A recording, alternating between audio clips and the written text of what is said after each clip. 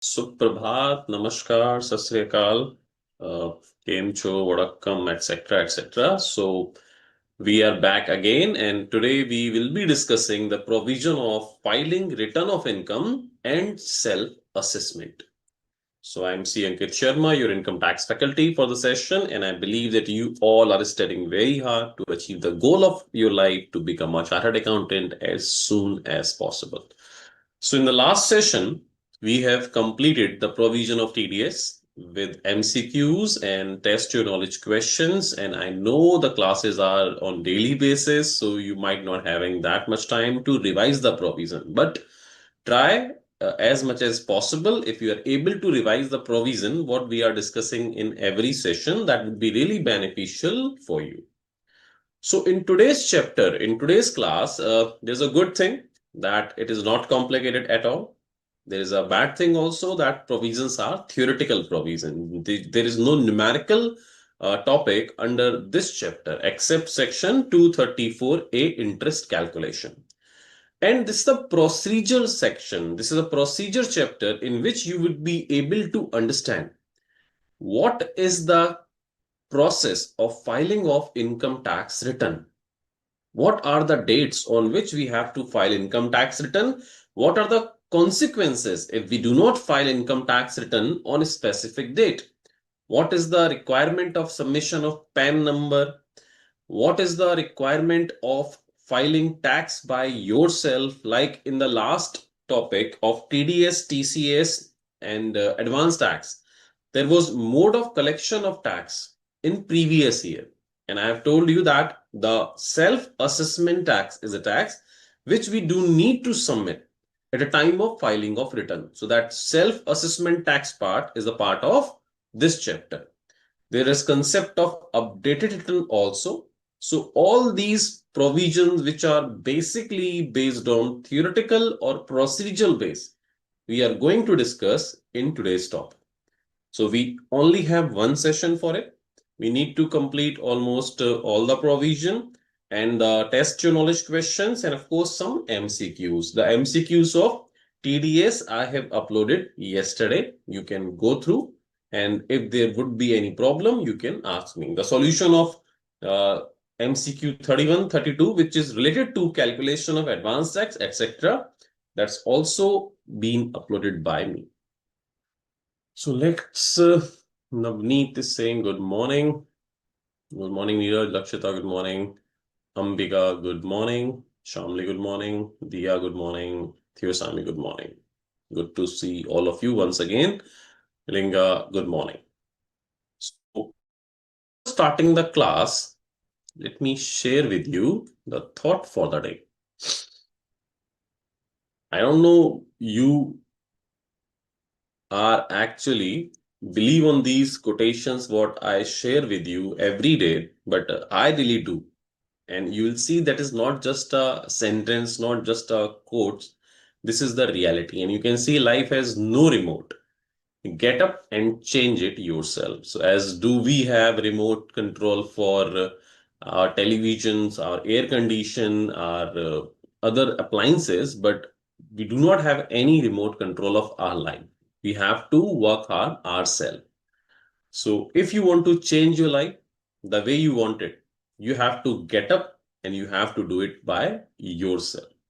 Understand? So it's a very powerful quotation and of course very practically proved also. So before starting today's class, with the help of notes, let me share you the basic provision, the basic summary of this chapter. And technically, if we can say, then income tax can be divided into three broad stages.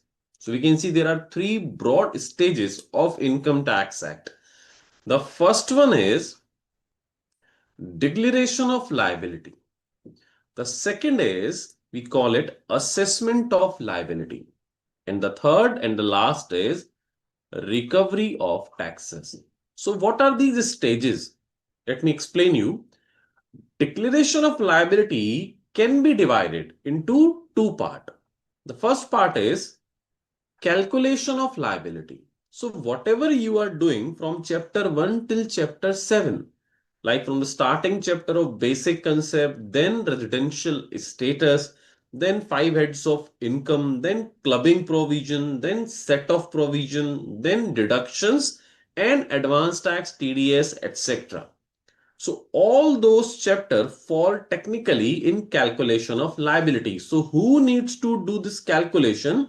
These calculation either done by assessee or his financial consultant on behalf of assessee.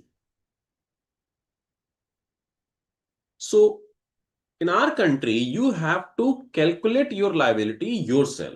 Whatever income you have earned by whatever mode, the amount of tax there should be. This is the responsibility of assessee or his consultant to calculate the liability of the tax, whatever it is on the assessee. So those chapter, whatever we have covered from chapter 1 till chapter 7, these are all part of calculation of liability, that your residential status, because the taxability of income depends upon your residential status, then the other concept, then heads of income, etc. So those are all calculation, or we can say numerical part. That is the part of from chapter 1 till chapter 7. So that is called calculation of liability. The second part of declaration of liability is declaration of this calculation, you can say. So what we are declaring, whatever we have done with the help of our consultant, we have to now declare that yes, my income is this much.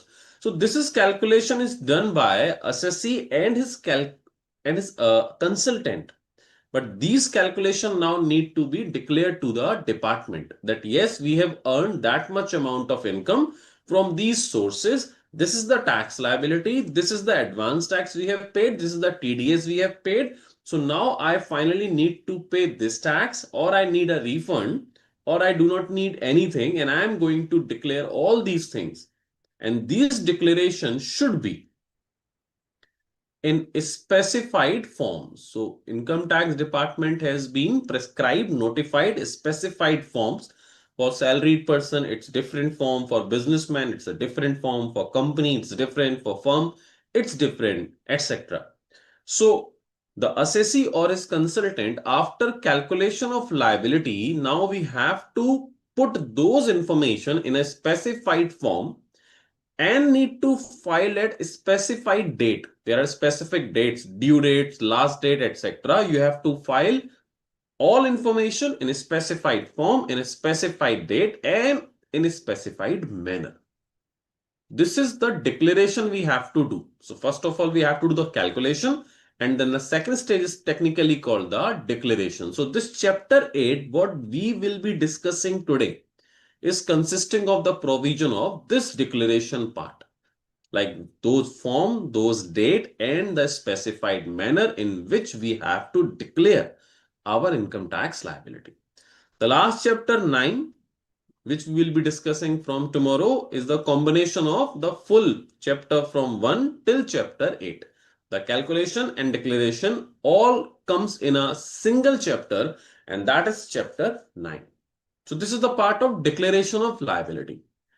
Now, whatever you will declare, department will verify it. That is called assessment of liability. So this is on the part of income tax department. First, you need to declare. After that, we will check. That means department will check that the information you have declared, whether it's correct or it's incorrect. So that's called assessment of liability. And this is at your final level.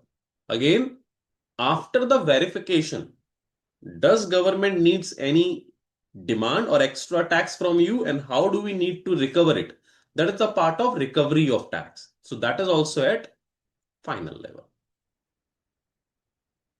So for our level, we have to discuss the declaration of liability. So chapter 1 to 7, we have already done. Now the chapter 8 is declaration part, a specified form, a specified date. And as you can see, a specified form, a specified date, and a specified information or manner we have to submit. So this is technically, you can see, are all theoretical based provision.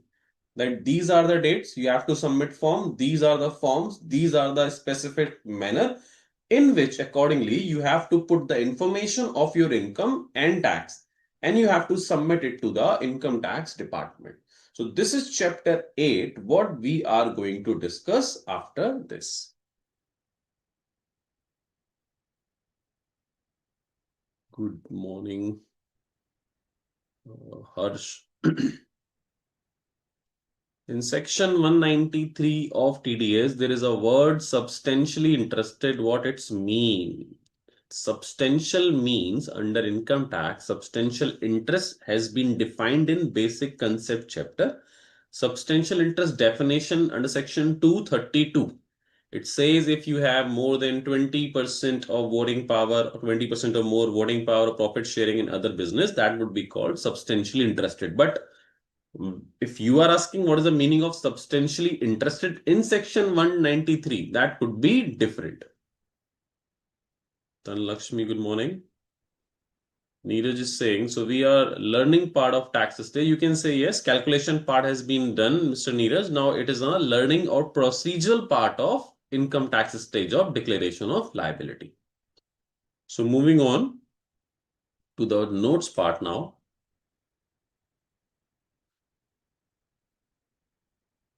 So income tax return filing provision. And let me tell you, this chapter could be a little boring, but it is very, very useful at the time of your articleship.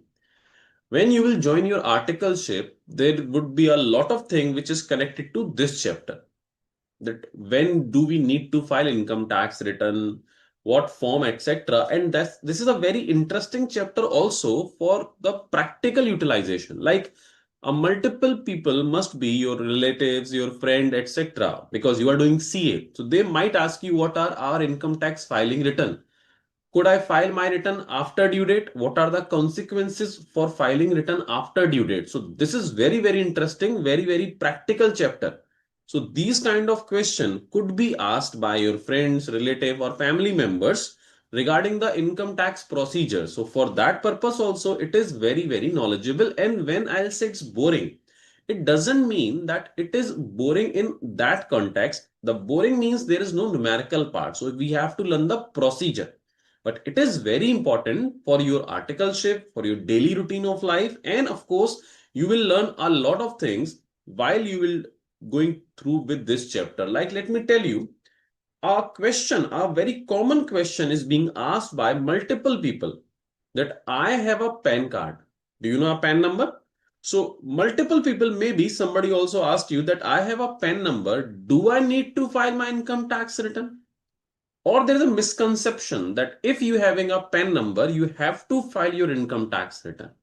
So this chapter will tell you no, that is not mandatory condition. Income tax filing of return conditions are different and having a PAN number is a different situation. So if you are having a PAN number, it is not mandatory that you have to file your income tax return.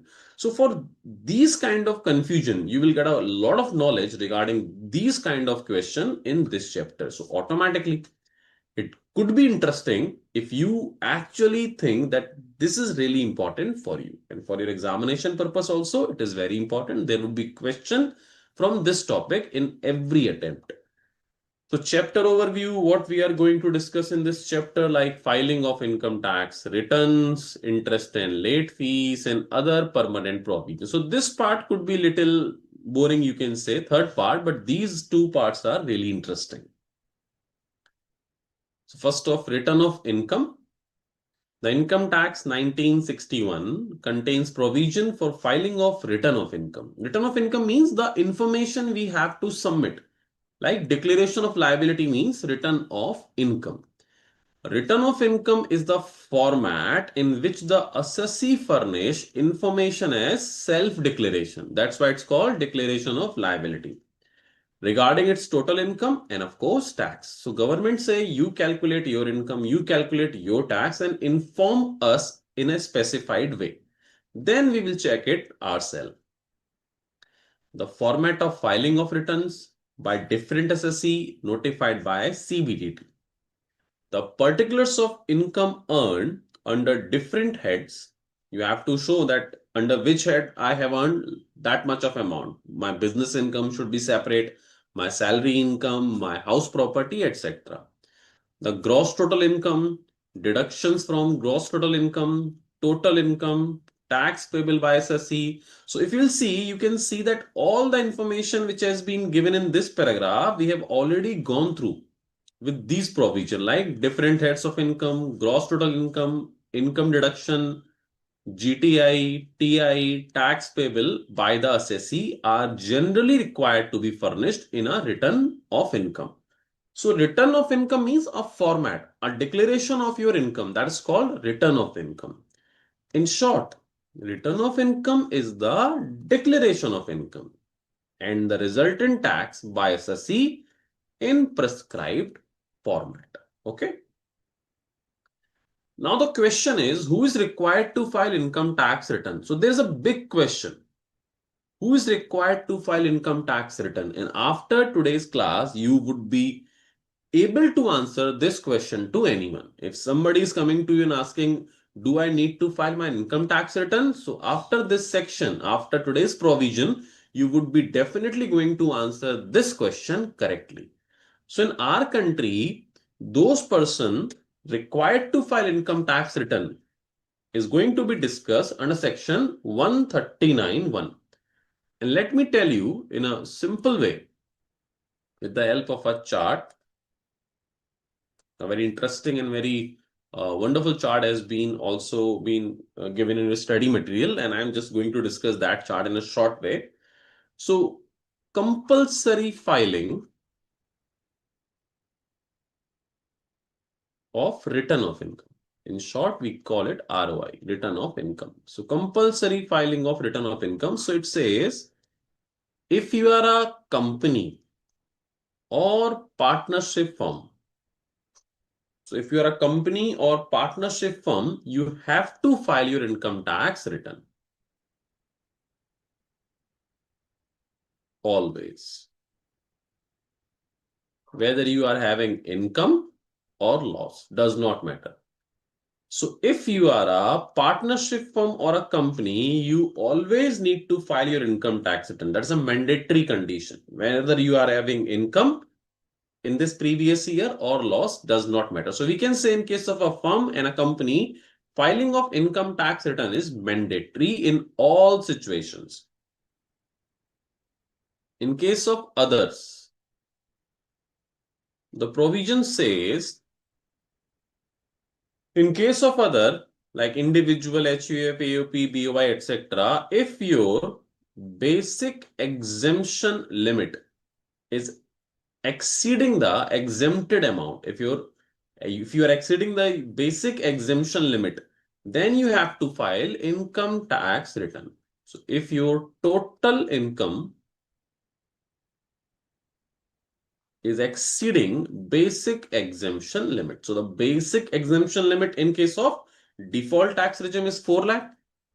And in case of optional tax regime, it could be 2,50,000, 3 lakh rupees or 5 lakh rupees. So if your total income is exceeding those limit, then you have to file your income tax return. This is mandatory for other than a company and firm. There is one more option, or you can say one more situation. Suppose your total income does not exceed the basic exemption limit. Suppose if you are a resident and ordinary resident, okay, so you does not require to file your income tax return. Suppose I am a resident and ordinary resident. My total income exceeding the basic exemption limit. So if my total income is exceeding the basic exemption limit, then I have to file my income tax return. Now take a second example. I am a resident and ordinary resident, and my total income does not exceed the basic exemption limit. So my total income does not exceed the basic exemption limit. So I do not need to file my income tax return as per point number 1. But if I satisfy this condition, I have to file. If I am a resident and ordinary resident, and two situations, if I am a beneficial owner, if I am a beneficial owner of any asset outside India, or I am having a bank account outside India, and having the signing authority in that. So even if I do not fall in point number one, but if I am a resident and ordinary resident in India, like suppose practically I don't have income exceeding basic exemption limit, but suppose I am having an asset, a building, etc. outside India, or having a bank account outside India and having a signing authority in it, then I have to file my income tax return.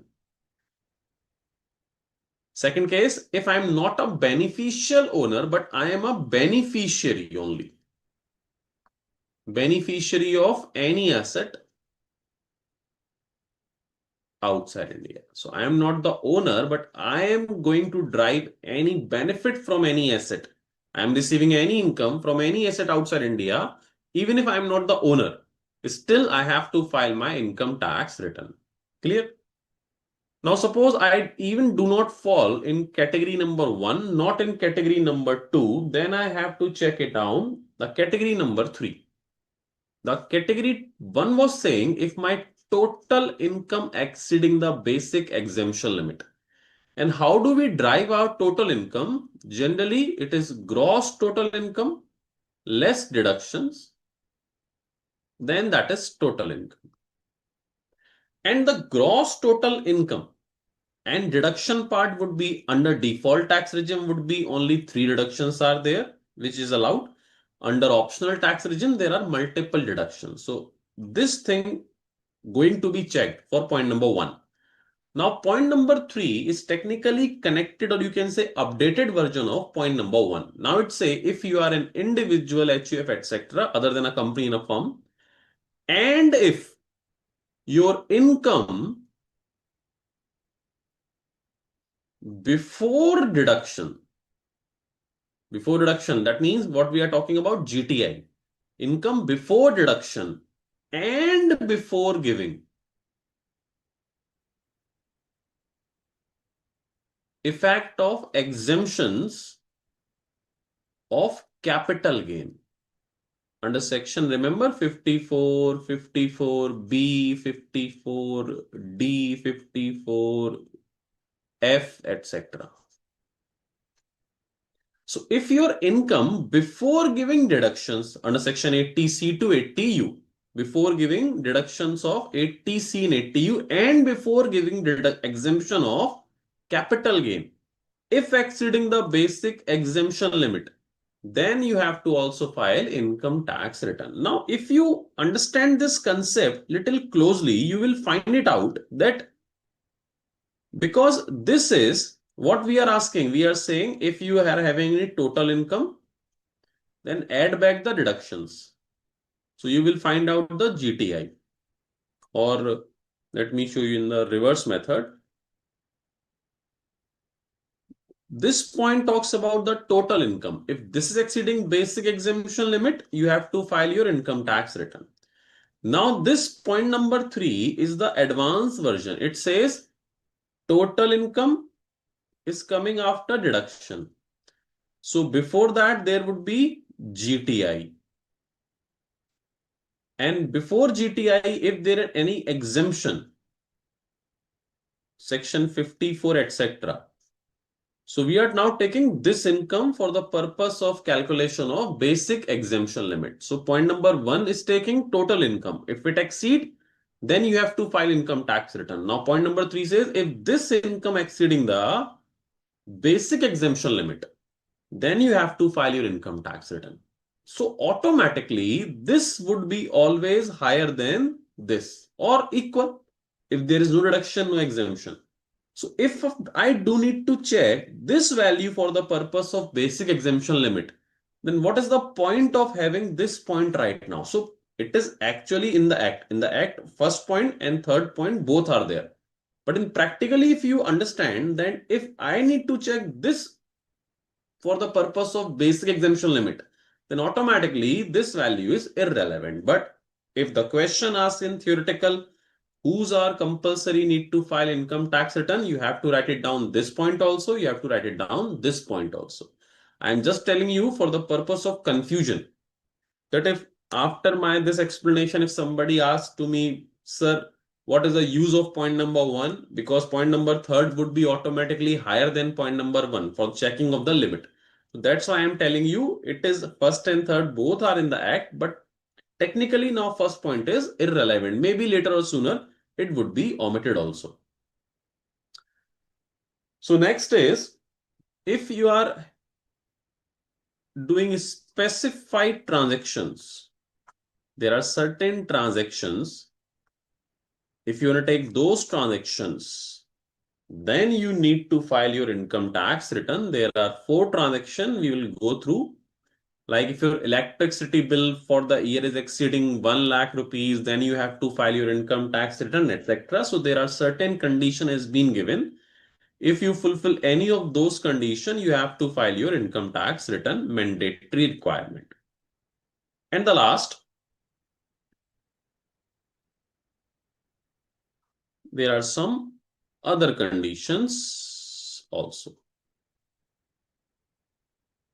Notified condition, those are 4 specific condition. We will read all these condition from notes one by one. So these are specifically 4 condition. These are transactions, these are condition, but you can say they both are like notified circumstances in which you have to file income tax return. So now you can see, if any person do fulfill any of this criteria, like if a company or firm, the rule is you have to file your income tax return always. Other than a company and firm, so now if you're any relative, your family member, your friend, neighbor, etc., comes to you and asks, do I need to file my income tax return? What you have to do now? You have to ask them these 5 criteria. That does your total income exceeding basic exemption limit? If he or she say yes, then yes. If you are not crossing the basic exemption limit, and if he or she is the resident and ordinary resident and does have any asset outside India, etc., then yes. Again, the third point is inclusive of point number 1 automatically. We have to read specified transaction, other conditions. So if that person who is going to ask you this question after today, so you would be able to answer him correctly, that whether that person is required to file income tax return or not. Understood, I hope? Good morning, Arun. Navneet is asking, what if not file ITR after getting income more than basic exemption limit? So there are consequences. There could be penalty, there could be fine, there could be interest, etc. And that is the part of assessment of liability, the second part. If income tax comes to know that you have income exceeding basic exemption limit, but you did not file your income tax return, so that income could be treated as the black money. Now you can say in our country, it is not actually happening. There are a lot of people who is having, or those are having more than basic exemption limit income, but not paying tax, and even government does not doing anything. But because government does not know this, but as per provisions, if you'll go through, if anyone having basic exemption limit more income and he did not declare, and if government comes to know, there are huge consequences upon that. Aditya saying, sir, who will get refund their tax amount if anyone, Aditya, has paid extra tax more than his tax liability? Suppose you have paid TDS, 50,000 TDS has been deducted on your income, 50,000. And suppose your total income is only 5 lakh rupees. So up to 5 lakh rupees, there would not be any tax liability if you'll go in optional tax regime. So you will get the rebate. In that situation, the TDS which has been deducted upon you would be refunded. Navneet Maurya, but 12.75 lakh is non-taxable. So 12.75 lakh is non-taxable due to rebate. But government say we are not asking tax. We need the information. So if you are exceeding the basic exemption limit, we need the information. You not need to pay tax, but we want to see how many people in our country exceeding the basic exemption limit. Arun Sagar, what about non-resident? Non-resident does fall in these category, a company or a firm may be a non-resident, they have to file income tax return. If you are a non-resident in this category, then you also need to file your return. But in case of non-resident, this point would not be applicable. That's it. It is very interesting chapter. If you find theoretical provision boring, that could be a problem. But as per knowledge aspect, this is really interesting. Now, today, in our country, who is required to file income tax return? Now you can answer anyone after today, or you can say after this lecture, that whether he or she required to file income tax return or not. So let's moving on to the provision now. So you would be able to understand the provision very easily because we have already discussed the points in a diagram format. So now you can see point number 1.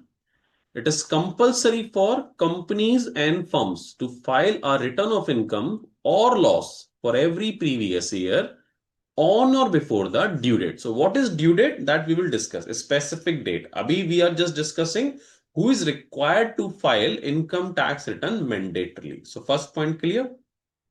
Now the second point is for other category.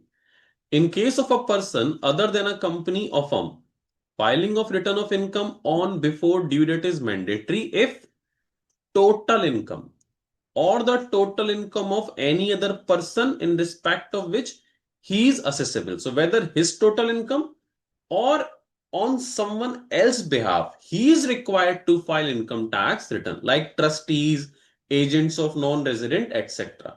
So if your income exceed, or if income of that person for whom you are liable to file income tax return, understand? This act during the previous year exceed the basic exemption limit. Now, suppose your basic exemption limit does not exceed. So the third point, what we have discussed, every person being a resident other than not ordinary resident. So a resident other than not ordinary resident. So we are talking about resident and ordinary resident in India within the meaning of section 66, who is not required to file return under section 139(1). So if you are a resident and ordinary resident who does not satisfy the second condition, he also need to file income tax return if having asset outside India and signing authority case. He is required to file a return of income or loss for the previous year in the prescribed form, verified in the prescribed manner before due date, if such person at any time during the previous year. These are the two conditions. Holds as a beneficial owner or otherwise any asset outside India, or having signing authority in any account outside India. Clear? Or not a beneficial owner, but is a beneficiary of any asset located outside India. Clear? A diagram has been provided to make you understand the meaning of beneficial owner, the meaning of beneficiary. Clear? Everything has been given in this diagram also to make you understand.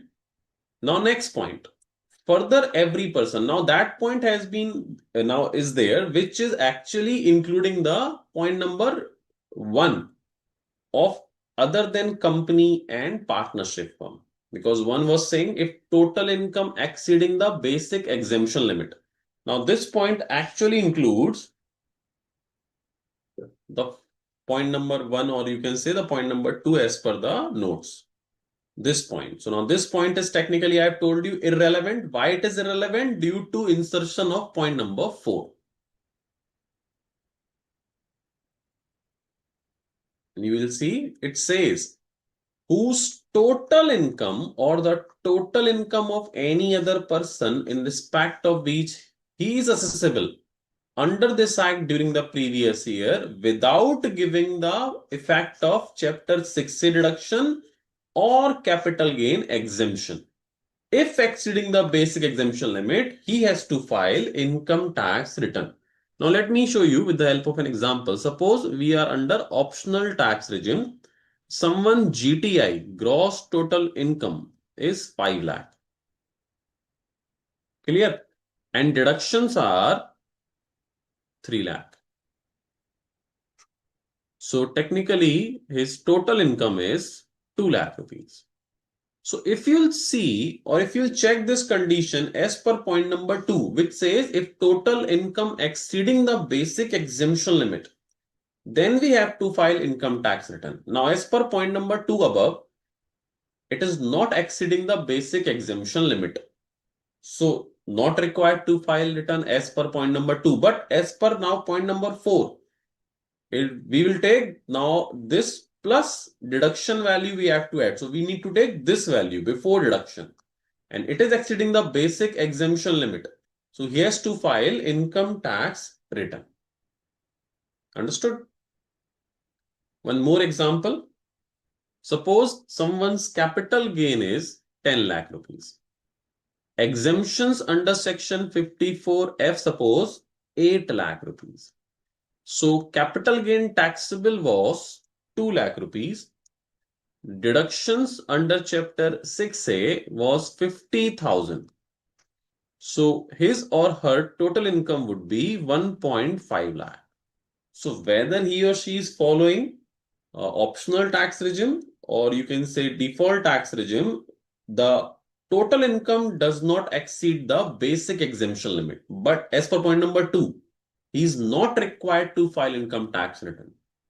But for the purpose of point number 4, now when we will consider income before deduction and income before giving this exemption also.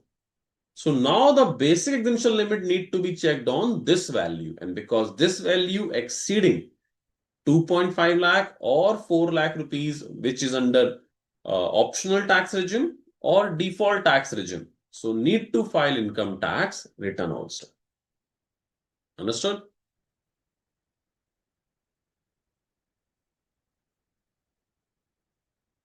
ROR means, Navneet, resident and not ordinary resident. We have gone through with this provision under basic concept chapter number 2. Okay. Next is Arun is asking, is income tax department going add interest on advance tax if paid extra amount? If at the time of filing of return, your tax is higher than your tax liability, the advance tax you paid is higher, then yes, there would be refund or value and there would be interest also. Clear हो गया? Is Dhanlakshmi is saying, as per second example, if capital gain exceeding basic exemption limit, we need to file. Not only capital gain, if the capital gain and other incomes before deduction. If business income also, we have to add that capital gain, business income also. In this example, I just take the capital gain. But suppose there is house property income also. There is house property also 3 lakh. So now we will take 10 lakh and 3. According to 13 lakh, we will check the basic exemption limit. So yes, need to file income tax return. Navneet is asking, in case of resident, ordinary resident, every case will be applicable, but in case non-resident too, special condition of beneficiary is not applicable. Of course, because second is only for resident and ordinary resident. So if you are a non-resident, then second condition would not be applicable automatically. Fine, in this paragraph, they are explaining the basic exemption limit, what we have already gone through in basic concept chapter, that under default tax regime is 4 lakh, there are 3 deduction allowed only, there are exemptions of capital gain. Under optional tax regime, the 3 basic exemption limit provisions are there, etc. So they are just repeating or they are just trying to remind you what are the basic exemption limit as per chapter 1. Now there are certain specific transactions. If you does fall in any of the below transactions, you have to file income tax return. Again, a person other than a company or firm who is not required to furnish a return under section 139(1) required to file income tax return in the prescribed form and manner if you fulfill any of these conditions. The condition number 1 is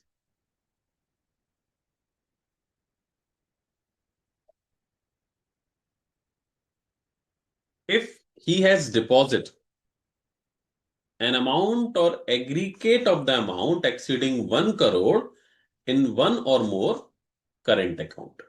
So if that person has deposited more than 1 crore rupees in his current account in any bank, one or more, maintained with a banking company or cooperative bank, he has to file income tax return. Whether income is loss or whatever it is, does not matter. If he incurred an amount of expenditure exceeding 2 lakh rupees to travel to a foreign country, himself or any other person for travel to a foreign country. So if you expense more than 2 lakh rupees for traveling outside India in the previous year, you have to file your income tax return. He incurred expenditure of an amount or aggregate of the amount exceeding 1 lakh rupees towards consumption of electricity. So if your electricity bill for the year is more than 1 lakh rupees, then you also need to file income tax return. So do you fall in any of the above category, whatever we have decided yet? So you can apply these provision upon yourself or upon your family members to find out practically whether do you need to file your income tax return or not. So these are specific transaction. Now there are specific condition also. So they all are one by one. Accordingly, CBDT by a wide notification number so and so inserted some rules also, that if any person who fulfill any of the following condition need to file income tax return also.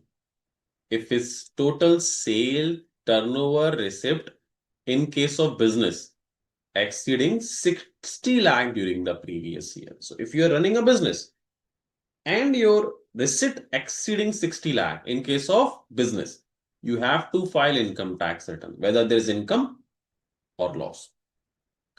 If you are carrying a profession and exceeding 10 lakh rupees, then you also need to file income tax return.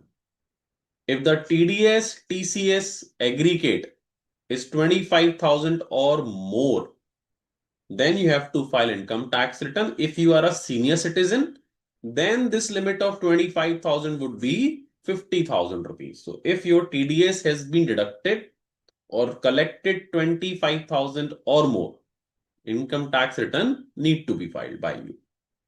And the last, the deposit in one or more saving accounts. So if the deposit is more than 50 lakh rupees in your saving account in the previous year, you also need to file income tax return.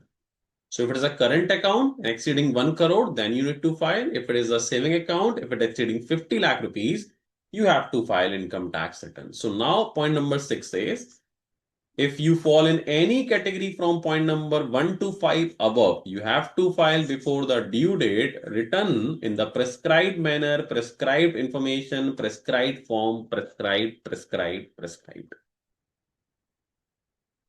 So that was compulsory filing of return. So I believe that now you understand in our country who required to file income tax return. And now I can ask you one question. Do you find any point above in which it has been written that if you are having a PAN number, you have to file income tax return? In the starting of this lecture, I asked you that generally there's a misconception. And after all reading all the provision of section 139(1), now if somebody asks you that I am having a PAN number, so I have to file my income tax return. So now you can answer no, because we have seen that there is no point in the above category which says that if you are having a PAN number, you have to file your income tax return. Okay.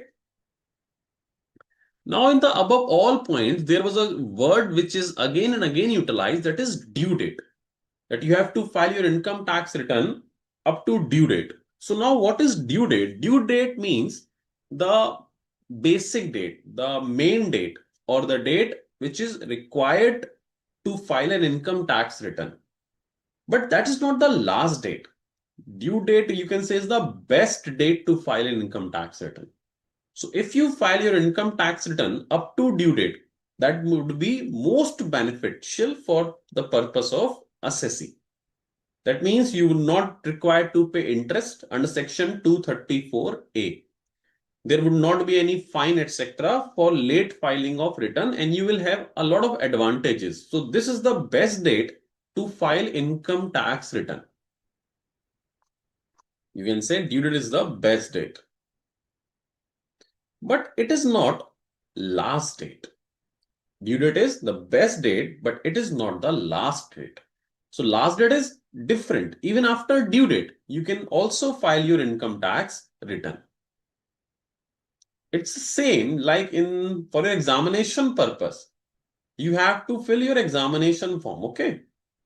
And for examination form, there are two dates. One is without late fees and one is with late fees. Suppose without late fees date is 20th of April 26. And with late fees, suppose it's 25th of April 26. So this could be regarded as due date, because if you file your examination form, if you submit your examination form, then you do not need to pay any late fees. So that is best date for you to submit your examination form. But that is not the last date. The last date would be this. So if the question asks what is the last date, so the answer would be 25th. And if the question asks what is due date, that would be 20th of April. In the same way, due date means the best date. The date, if you file return up to due date, you will have a lot of advantages. But that is not the last date. So what are the due dates? Very simple provision. It says due date means 31st of October of the assessment year. So we are saying it would be 31st October 2026, where the assessee other than an assessee referred to in point number 2 below is. So for a company, the due date for filing of return for your previous year 25-26 would be 31st October 26. Always. A person other than a company whose accounts are required to be audited. So if you are a partnership firm, if you are an individual, if you are a HUF, whatever you are, other than a company, your filing return date also be 31st October if your books of accounts require to be audited. In PGBP head, you must have been gone through with the provision that if your turnover exceeding 1 crore, 2 crore, etc., you have to get your books of accounts audited. If you declare your income less than a certain percentage under presumptive taxation scheme cases, then also you have to get your books of accounts audited. So if you require to get your books of account audited, then automatically the date for filing of return would be 31st of October. Whether the audit has been done under Income Tax Act or under any law for the time being in force. Fine. For a company, always 31st October. Other than a company, 31st October, if your books of accounts, if your business require any kind of audit, whether under income tax or under any other law, whether it's a cost audit, etc. Now, suppose ABC and company, a partnership firm having three partners, A, B, and C. This partnership firm needs to get audit. Partnership firm needs to get his accounts audited, suppose. So the return filing of this A, B, and C company partnership firm, return filing date would be 31st October 26. And a very interesting fact is this: if your firm is going to be get audited, so technically the firm ITR date would be 31st October 26, and automatically all partners return filing date, because partners will file their return personally as an individual. Firm will file the profit, loss, etc. of the partnership firm. So the firm audit date, return filing date would be 31st October, because firms needs to get of account audited. And if your firm required to get accounts audited, the date would be 31st October, and automatically for all partners, return filing date would be automatically same as per firm. So a partner of a firm whose accounts means firm. So if your firm accounts are going to be get audited, then the date for filing of your or partner's individual return would be automatically the same. Are required to be audited under Income Tax Act or for the time being in force. So for a company, the date is 31st October. Any person other than a company, if books of accounts required audit, 31st October. If a partnership firm, books of accounts required to audit, then all the partners' return filing date would be automatically 31st of October. When we say a firm, includes LLP also. Chalo.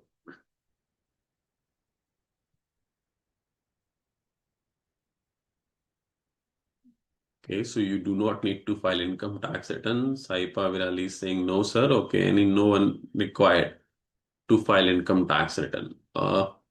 Aditya is saying if I have form number 16, we can file ITR. It's not form number 16, Aditya.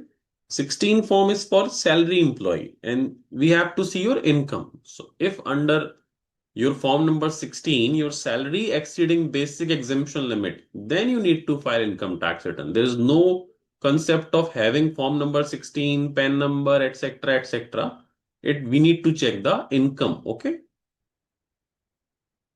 Neeraj Kumar asking, sir, what is tax audit? Will we get to learn tax audit in Inter? I guess the tax audit concept must have been discussed in PGBP chapter. It is a part of PGBP chapter, section 44AB. So I guess the faculty must have been taken that point. So, or maybe you missed the topic. So you should go and check out the lecture on PGBP. The provision must have been discussed over there. Navneet saying promoters of a company will file ITR on or before 31st October. Now, this kind of question, Navneet, do we see anything in point number 1 ABC regarding promoter? This is only for partners. So if something is not mentioned in A, B, C, or something does not fall in point number A, B, C, that means the date would not be 31st of October, whether promoter, director, etc. For company date it is, if audit done, then 31st, partner of an audited partnership firm. The date is 31st October. Lakshmi, once income exceeding basic exemption limit, we need to file income tax return. Yes, Lakshmi. But sir, some people file zero return. Mr. Neeraj, we have discussed under section 113 and 1 compulsory filing of income tax return. You can file your income tax return. That is not mandatory. That is voluntarily. And we are discussing the provision those who are mandatory to file income tax return. Even all of you can file an income tax return, even if having no income. That's your choice. But that does not say compulsory filing of income tax return. Arun Sagar, if I have form 16, then indirectly indicating I like form 16, whatever income. So please do not correlate this thing that if I am having form number 16, I am having income more than basic exemption limit. No. Income Tax Act does not say form 16 having or not. It says if your income exceeding the basic exemption limit, whether you are having form 16 or not, does not matter. Only in that case you have to file income tax return. नहीं नीत इस saying नहीं पढ़ाया है sir बाद में लेंगे ऐसा बोल के बाद में माइनर टॉपिक है सेल्फ स्टडी से हो जाएगा ऐसा बोला तो मैंने सेल्फ स्टडी करके समझ लिया ओके चलो so due date is 31st October. We have understood for those the date is 31st October. Now the second due date is 30th November. 30th November of the assessment year, in the case of an assessee, including the partners of the firm, being such assessee who is required to furnish a report, referred to section 92E. So this is a specific section which says if you do need to file your income tax return or if you do fall under section 92E, then your date would be 30th November. Whether you are a company, individual, assessee, whatever it is. If 92 is applicable, then date of return filing would be automatically 30th November 2026. Now, what is section 92E? That is in your final.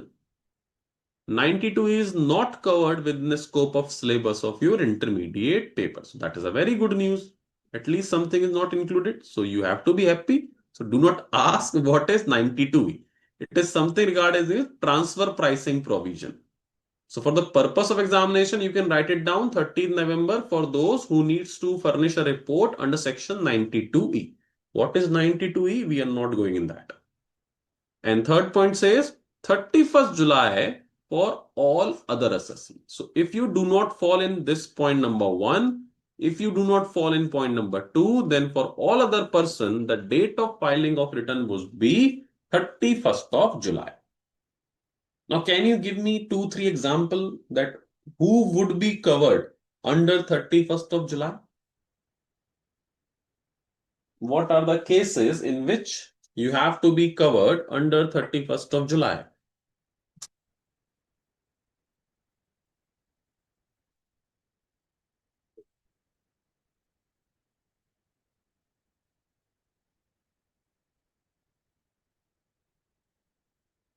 Let's see.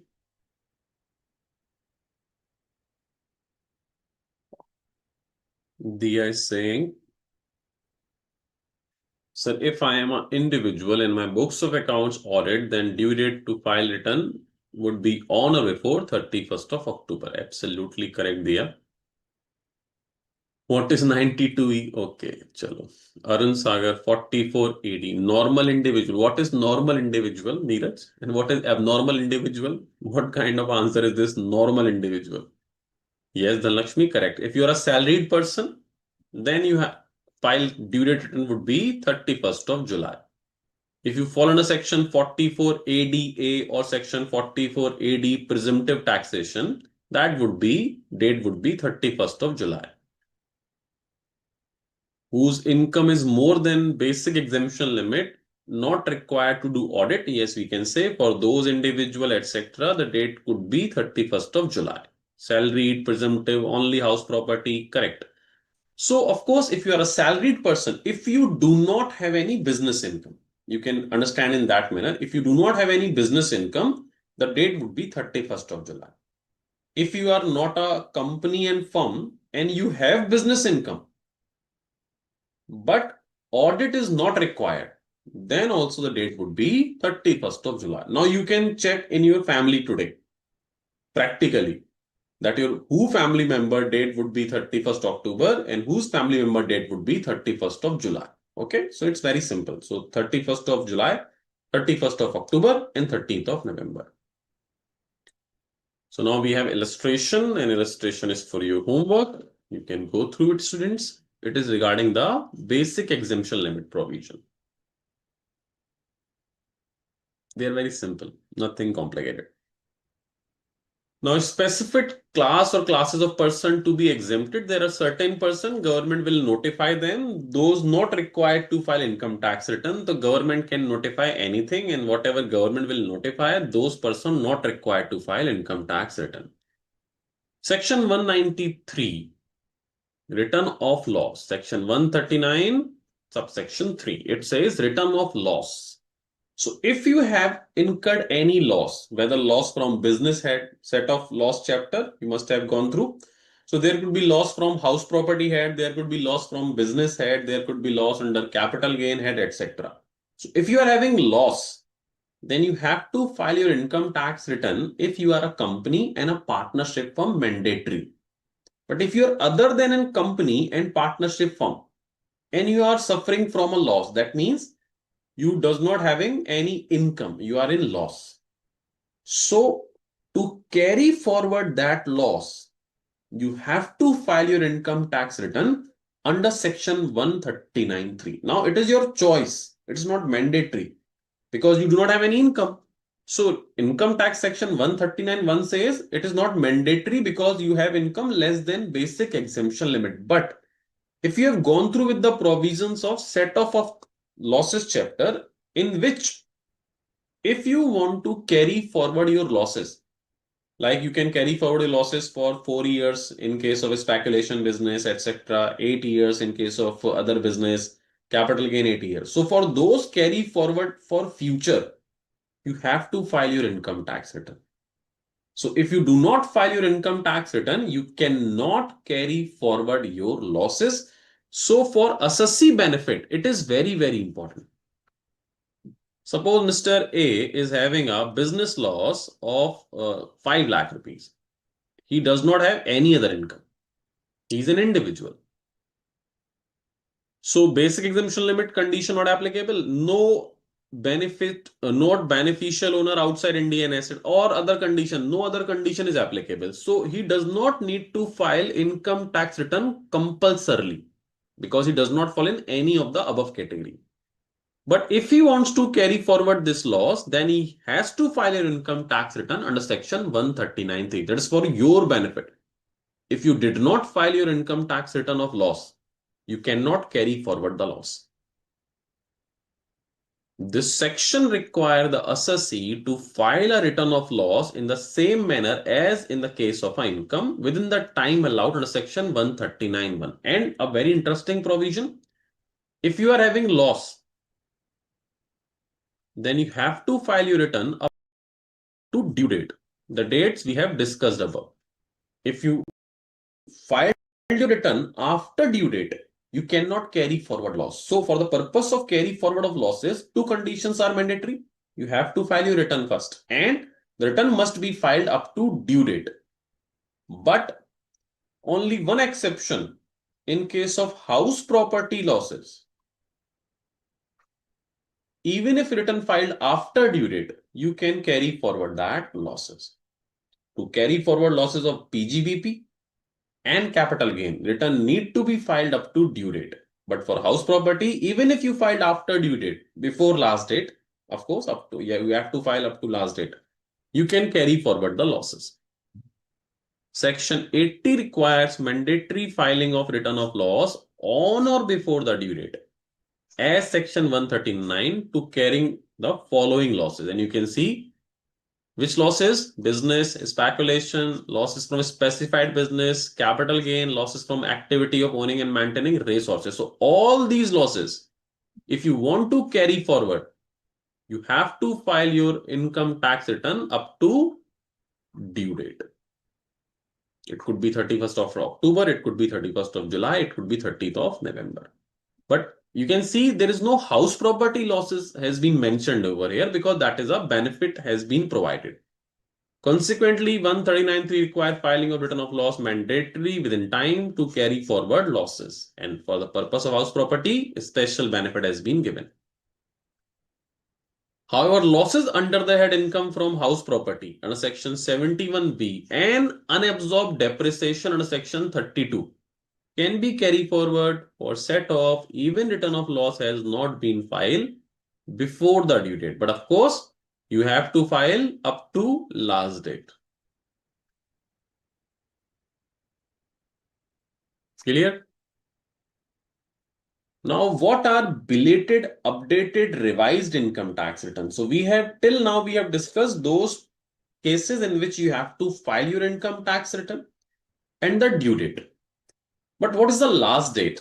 What we call a return when has been filed after due date till last date. We called it belated return. So suppose the due date is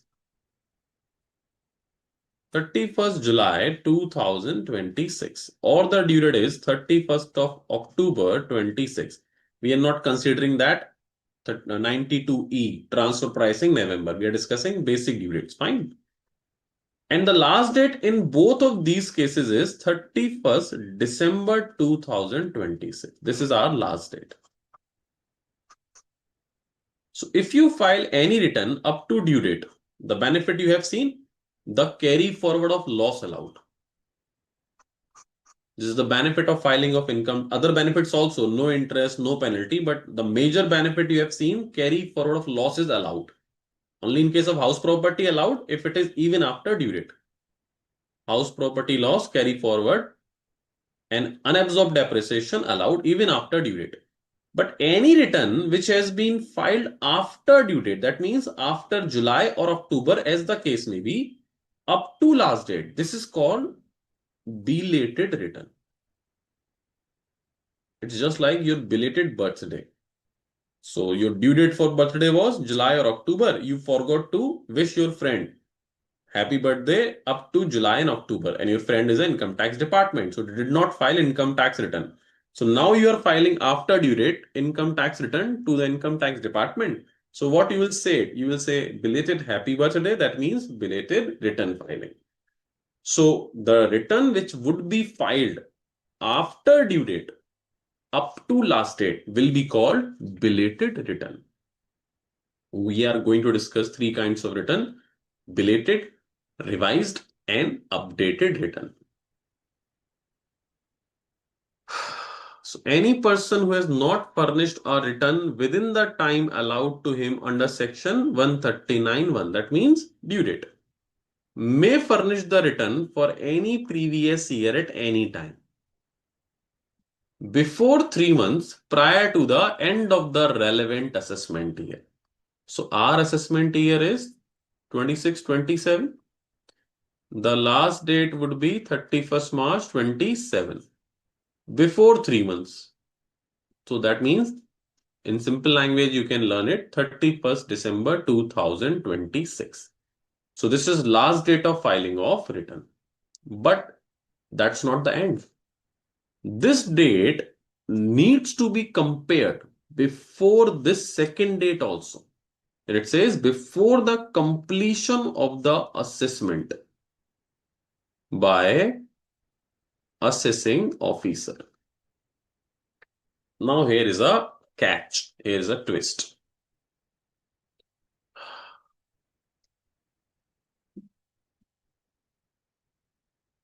Now technically, the due date is 31st of July. So income tax department says whatever income you have earned in previous year 25-26, you have to file your income tax return up to 31st of July or 31st of October. Within this duration, you have to file your income tax return. Now, suppose Mr. A earned income in previous year 25-26, 40 lakh rupees. So practically or theoretically, he has to file your income tax return up to July or October. If it has been filed that, not an issue. Suppose he missed it in any way. He thought no issue, I will file before 31st of December. Due to any reason, he would not able to file his income tax return up to due date, suppose. So he thought, okay, I will pay interest, etc. No issue. I am occupied somewhere due to any family reason, due to any issue. I will file my return later after due date. Because he know, okay, last date would be 31st December 2026. What's the issue? But there is a catch. Income tax department will wait for your income declaration up to 31st July 26 or October 26 as the case. Once this date has been lapsed, then now income tax department can wait till 31st December also. Or if income tax department wants, then the department can assess your income by themselves. So maybe they will wait till 31st of December, but that's not mandatory. You are thinking, okay, I will file later. But once this date crossed, the department may itself assess your income. Now department will say, okay, according to us, because you did not submit the information. So department may decide himself that maybe your income is 60 lakh rupees. And suppose the department has decided this on 1st of November 2026. Now, if department complete the assessment on 1st November 26. Now you can see even if you now have November, December, 2 months left, but now you cannot file your belated return. Because if department make the assessment, then you are not able to file your belated return because this is a catch. The last date is 31st of December 26. No problem. You can come and file. But if department wants, if department thinks these are the circumstances, we have to collect the tax before this date. So department can make an assessment before this date. And if the department make the assessment before this date, then you can file your income tax return only before this date. Once department make the assessment, you are not able to file your belated return. Understand? So if the question asks what is the last date of filing of belated return, it would be 31st December always, or the before the date of completion of assessment by department, whichever is earlier. So in this case, the earlier date would be November accordingly. So you cannot file your belated return, your updated return, your revised return if department makes the assessment before the specific dates. So you can see this is whichever is earlier. So if department does not make the assessment, then the date would be always 31st December. But if the department make the assessment, then earlier date would be the last date up to which you could file your belated return. This date would be given in the question. Hence, belated return cannot be filed after 31st of December. Because last date is 31st December. Either it would be 31st December or earlier if department make the assessment.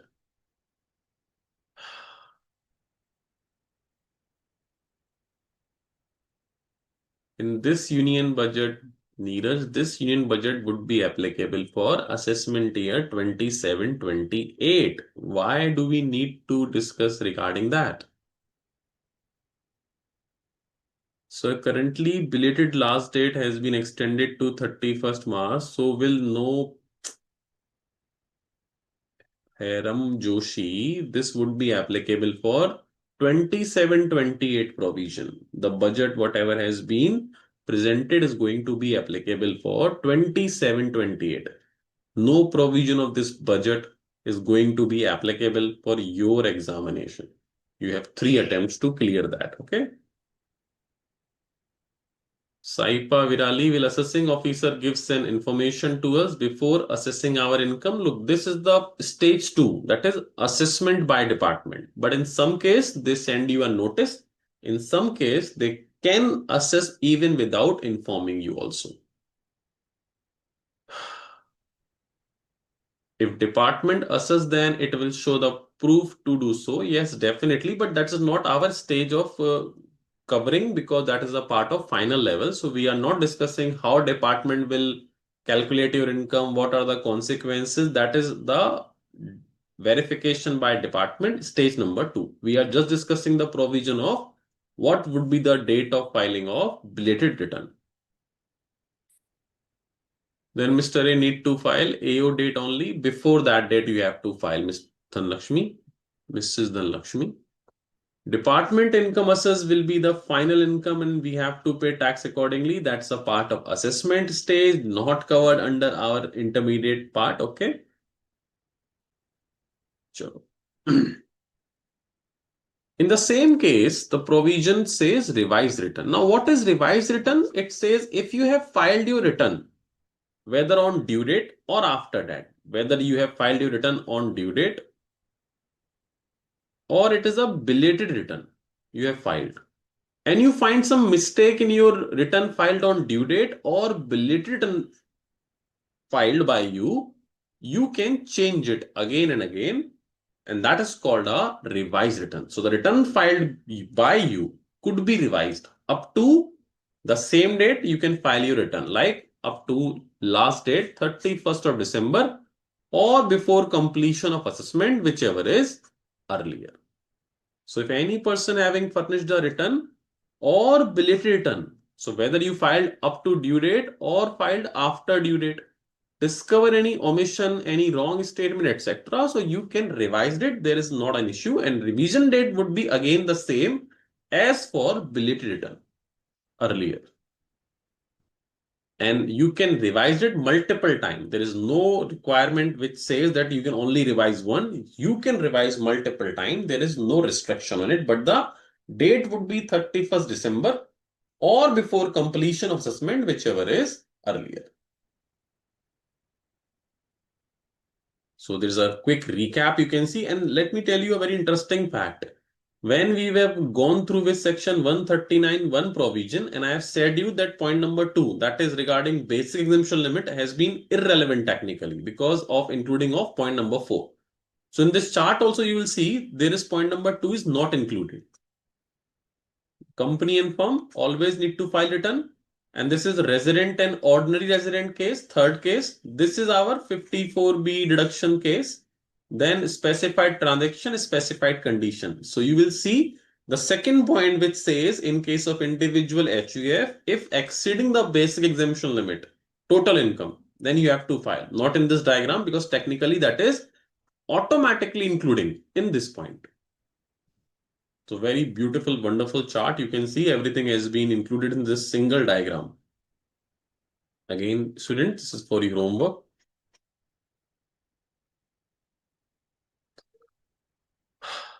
Now 234A, that is interest for delay in filing of income tax return. So we have gone through with the provision of section 234B and 234C. 234B and 234C is connected with advance tax payment. If you does not pay your advance tax installment on time, or if the total advance tax paid is less than 90%, then interest under section 234B and C is applicable. Now 234A does not have any connection with advance tax. It is for late filing of income tax return. So as I have told you, there is due date and there is last date.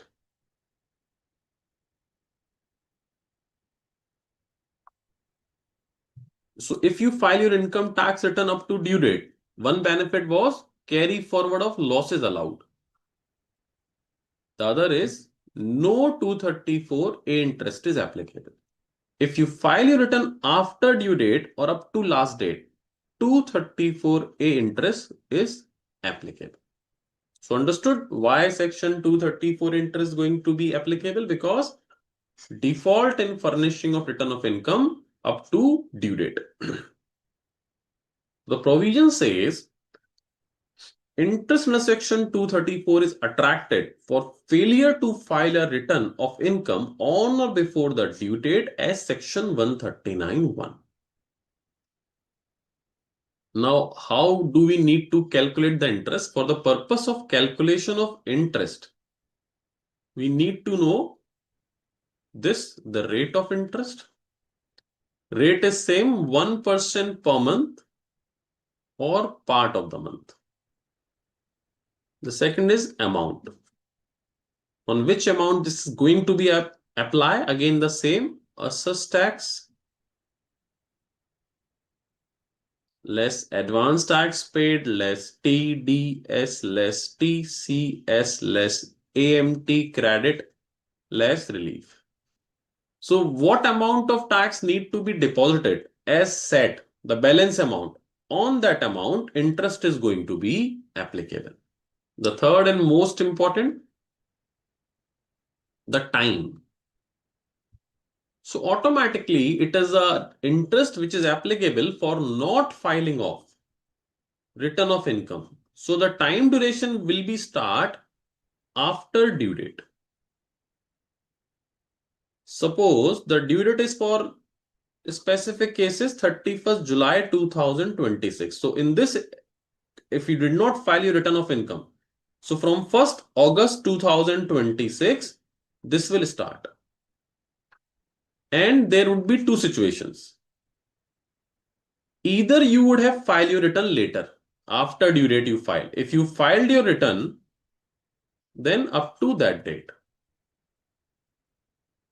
Suppose you filed your return on 1st or 11th of 11th 2026. So from August, September, October, November, 3 months, 11 days. And part of the month means we will consider full month of November. So 4% interest need to be applied. If you filed a return yourself later, then till that date, interest would be applied. If you did not file your return, suppose you did not file your return. If you did not file, then income tax department will make the assessment. So till that date, interest would be applicable. Suppose in the second case, income tax department make the assessment on 10th of February 27. Then from August, September, October, November, December, January, February. That means 7-month interest would be applicable. That would be 7%. So the dates has been mentioned over here. Rate of interest we all know. If the return is furnished, so the date of furnishing of the return, the end date would be this. Starting date would be, of course, 1st August or 1st of November. In case due date is October, that would be 1st of November. No return is furnished, the date of completion of assessment by department. That date would be given in the question. All other point we have already gone through in 234 B and C, same provisions are there. Now, self-assessment tax. Self-assessment tax means whatever the income you have calculated, on that income, whatever is the tax liability, you have to pay it yourself. Whether whatever you have paid as TDS, TCS, advance tax, etc. After that, whatever balance has been left, you have to pay that tax yourself. That is called self-assessment tax. That is SAT, S-A-T also. Now, this is more procedural part. The technical part of this chapter we have discussed just till now. Now, other points except updated return provision, other points are very, very theoretical. You have just to read those points. Like payment of tax, interest and fees before furnishing return of income. So you can file your return only when all the balance taxes, interest and fees has been paid. So nothing should be payable at the time of filing of return. Now the general provision where any tax is payable on the basis of return furnished by you, inter alia under section 139 after taking into account. So after considering all these points, whatever amount is left, you have to pay that tax of that amount. It says the amount of tax already paid under provision of that, like advance tax, tax deducted, TDS, TCS. So whatever is your tax liability, you have to consider all the point for calculation of your final set self-assessment tax. Any relief, AMT credit, any tax paid under section 191(2), the assessee shall be liable to pay such tax together with interest and fees. So this is not only tax you need to pay if there is any interest under section 234A or any late filing of fees is there. You have to file the tax, interest and fees all together before filing of your income tax return. Order of adjustment, read yourself, students. Interest under section 234A, again, it says what is the amount of interest, how it's going to be charged. We have already discussed it. 234B, we have discussed in detail.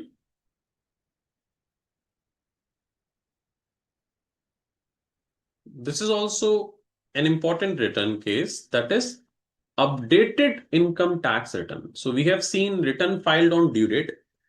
We have seen belated return. We have seen revised return.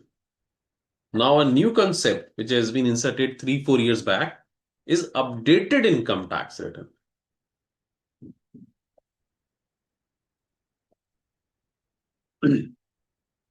So what is updated income tax return? It says even if you are not able to file your return up to last date. The last date is 31st of December. Suppose this has been lapsed and you are not able to file your income tax return up to this date, or you filed your income tax return, but there is some misinformation and now you want to revise. So if you need to file your income tax return after this date, or if you need to revise your income tax return after this date. So that was not possible earlier. So for that purpose, a new concept of updated return has been inserted. And it says now you can revise or file your income tax return up to next 48 months. That means you have almost time period of 4 years to revise or file your return, which has not been filed earlier. But that is not that good news, because it says there are certain restriction on it. There would be certain additional tax also would be on that.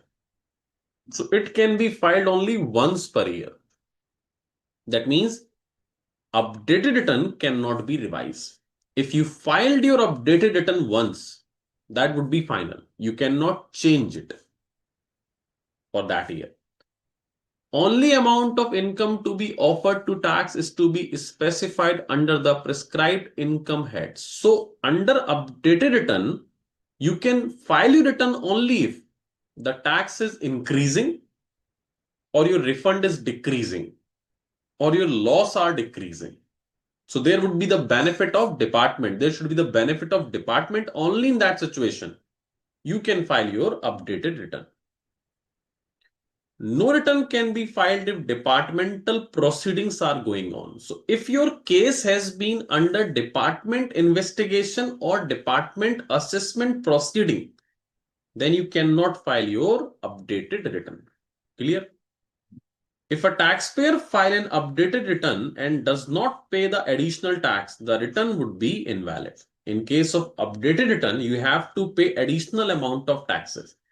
If you did not pay the additional amount of tax, that return would not be considered as filed. Additional tax liability you have to pay. There is additional tax liability of 25%, even 60% tax liability is there. So these are the basic summary of updated return. In detail, we are going to discuss the provision of updated return now. Option to furnish updated return. Any person may furnish an updated return of his income or the income of any other person for which he is assessable at any time within 48 months from the end of the relevant assessment year. So for which year updated return you need to file, you can file it within 48 months from the end of that assessment year.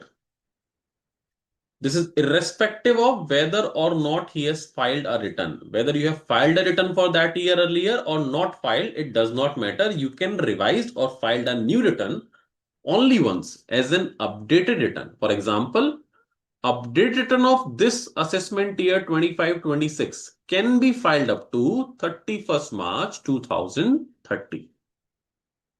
कब नहीं भर सकते हैं? Not applicability when we cannot file an updated return, when that is for your benefit. If your benefit is there, you cannot file updated return.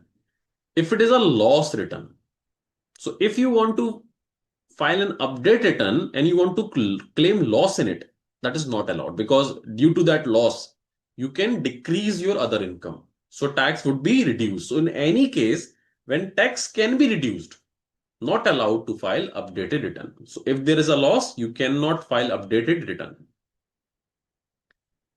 If it has the effect of decreasing the total tax liability, anyhow, if your tax liability is going to be decreased, then you cannot file your updated return. So if you have filed your return section due date, belated or revised, and now you want to update that belated return, revised return or due date return, and by updating it, tax is going to be increased, not allowed.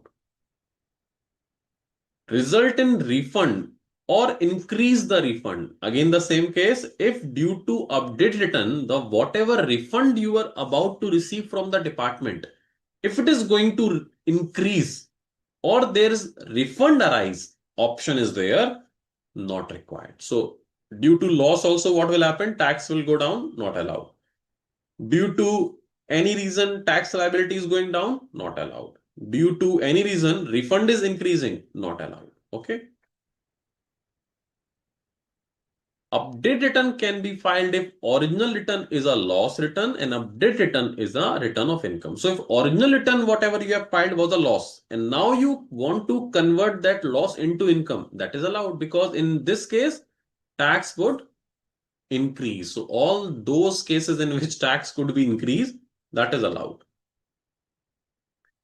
If you revise your main return, which is in loss, and if you converted that loss into income, then you have to revise the subsequent returns also if that return has been any effect on the future income scenario.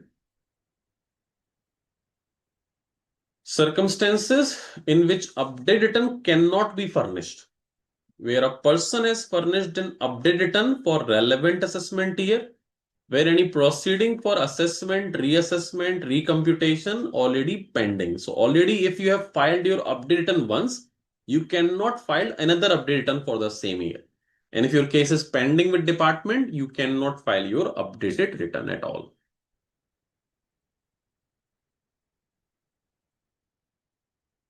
Navneet is saying, sir, what if ITR is filed on 31st of July and officer can make assessment? Yes, they can make assessment.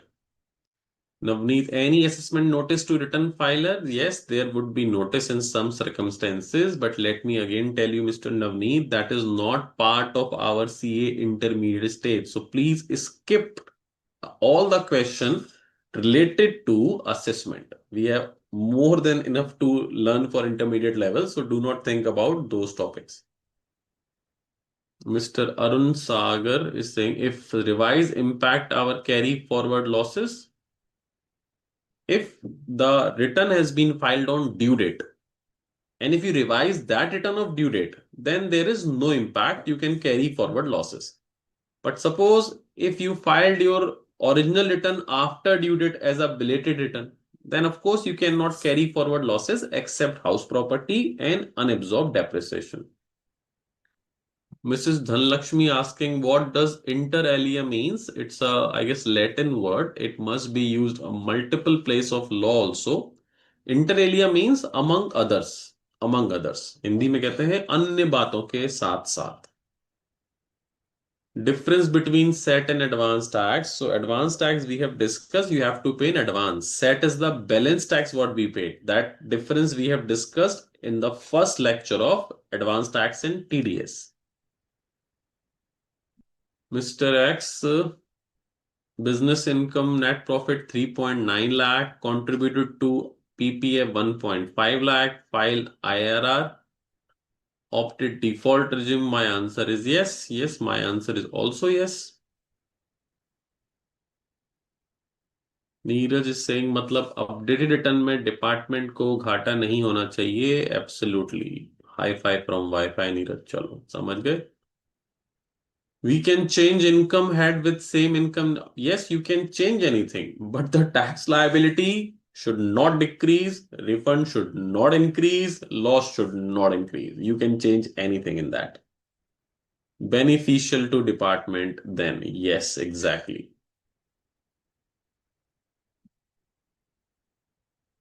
Saipa is saying, sir, break please. Of course, there would be a break. Let me see. Yes, we can take a break now. And in this chapter, you have to read some provision yourself. That would be the procedure part, that filing of PAN number, etc. So I am more concerned about the technical part we have to take. So that won't be a problem for you to understand later. So, Mr. Can we take a small break, technical team? Ashok ji is there? Sorry. Akash ji, can we take a small break?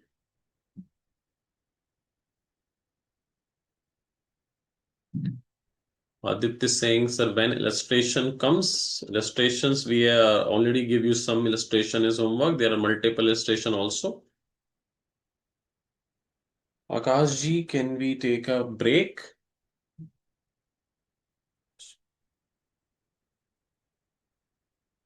Akash ji, can we take a break?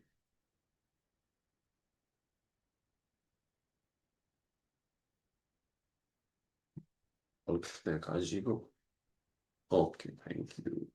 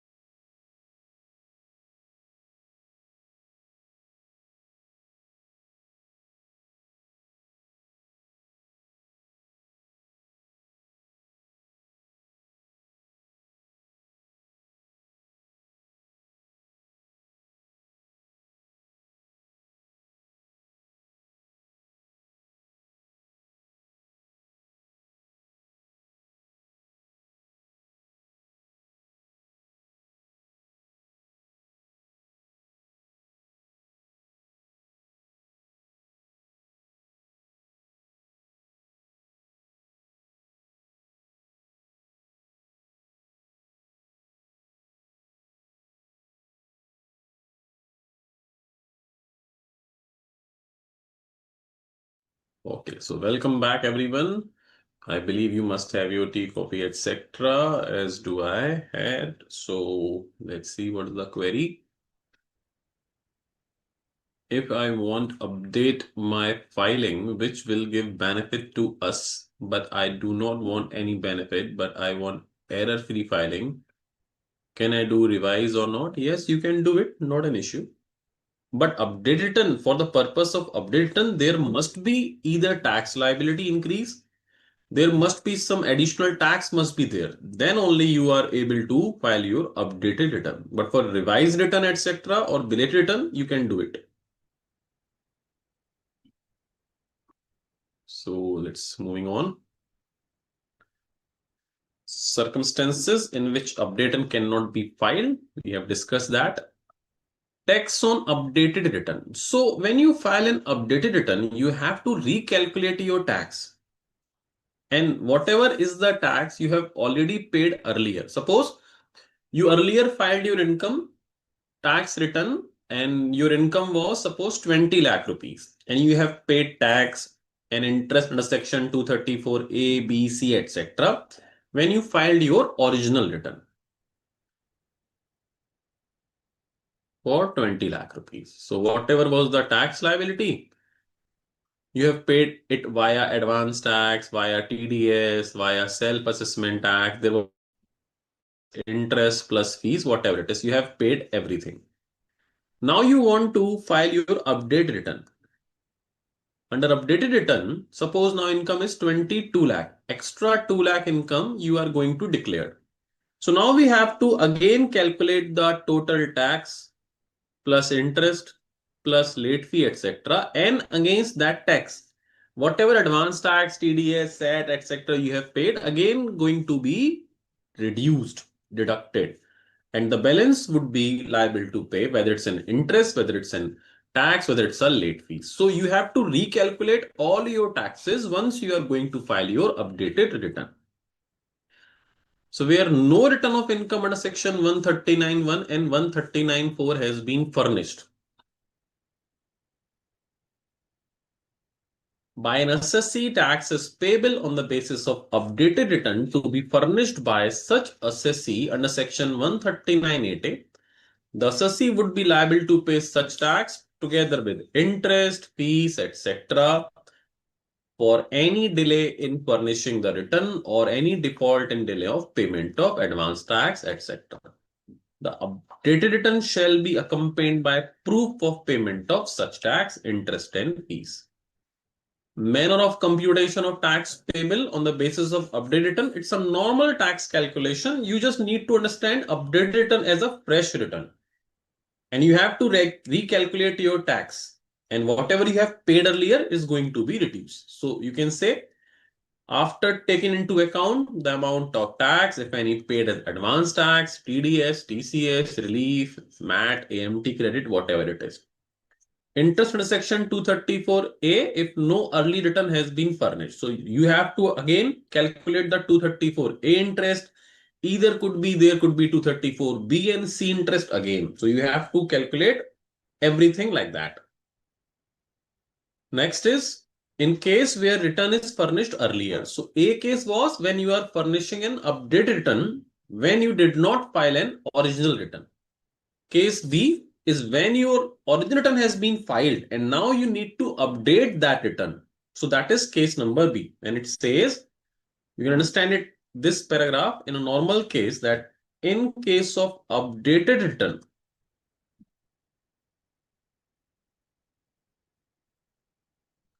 in case of updated return, if there is any extra tax liability, then interest under section 234A, B, C again needs to calculate. If your tax is increasing and due to that increment, you have to recalculate your interest liability again under section 234A, B, C. And any interest which has been paid earlier as interest under section 234 ABC in your original return, that needs to be reduced. So the balance interest needs to be paid. So it's just a again recalculation of a fresh tax liability. And if any tax interest late fee has been paid earlier or original return, that needs to be reduced. Where return of income under section 139, 1, 3, 4, 5 has been furnished by an assessee and taxes payable on the basis of updated return to be furnished by such assessee. The assessee would be liable to pay such tax together with interest, etc., as reduced by the amount of interest, etc., which has been paid in earlier return. Manner of computation. The tax has to be computed like this: total tax under updated return less any advance tax, TCS, TDS, any new TDS, TCS, relief, SAT paid an original filing of return, any AMT credit, etc. So that would be your new tax liability or the balance tax liability under updated return. Same way you have to recalculate your interest under section 234B. In the same way, you need to recalculate your interest under section 233C. The new case is additional income tax you have to pay. Additional income tax. Suppose you have filed your original return up to 20 lakh rupees. And now under updated return, you have to declare your income 22 lakh rupees. So you need to pay extra tax on extra 2 lakh rupees income, what you have shown in your updated return. But other than that also, except that tax you are going to pay on extra 2 lakh rupees your income, you have to pay some additional income tax also. This is important. This is new. It says if such return is furnished after expiry of the time available, automatically the last date of filing is 31st December 26. So your update return would be filed after this date always, after 31st December 26. So update return for this assessment year 26-27 will be filed on or after, only after 31st December 26. So the point says if such return is furnished after expiry of the time available under section 134 or 135 for the assessment year, which is this, and before completion of period of 12 months from the end of the relevant assessment year. So if you file your updated return during this time duration from 1st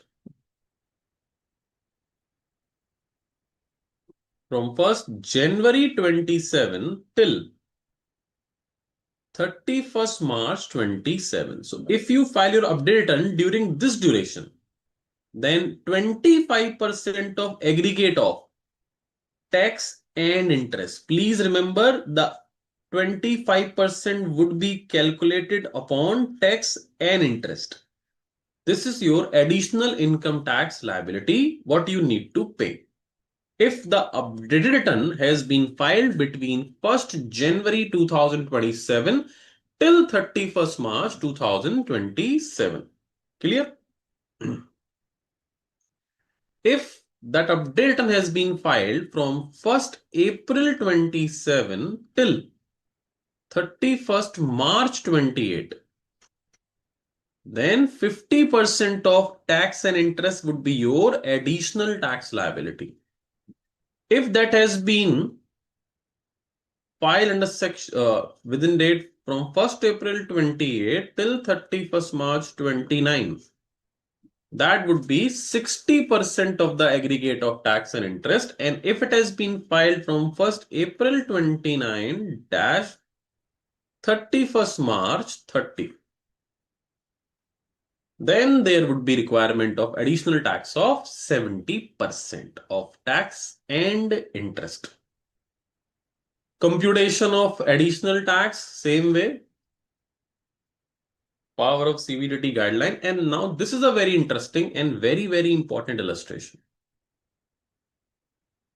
And you see this illustration when you solve, you will have a very good knowledge, a very clear knowledge regarding the updated return provision, what we just have gone through.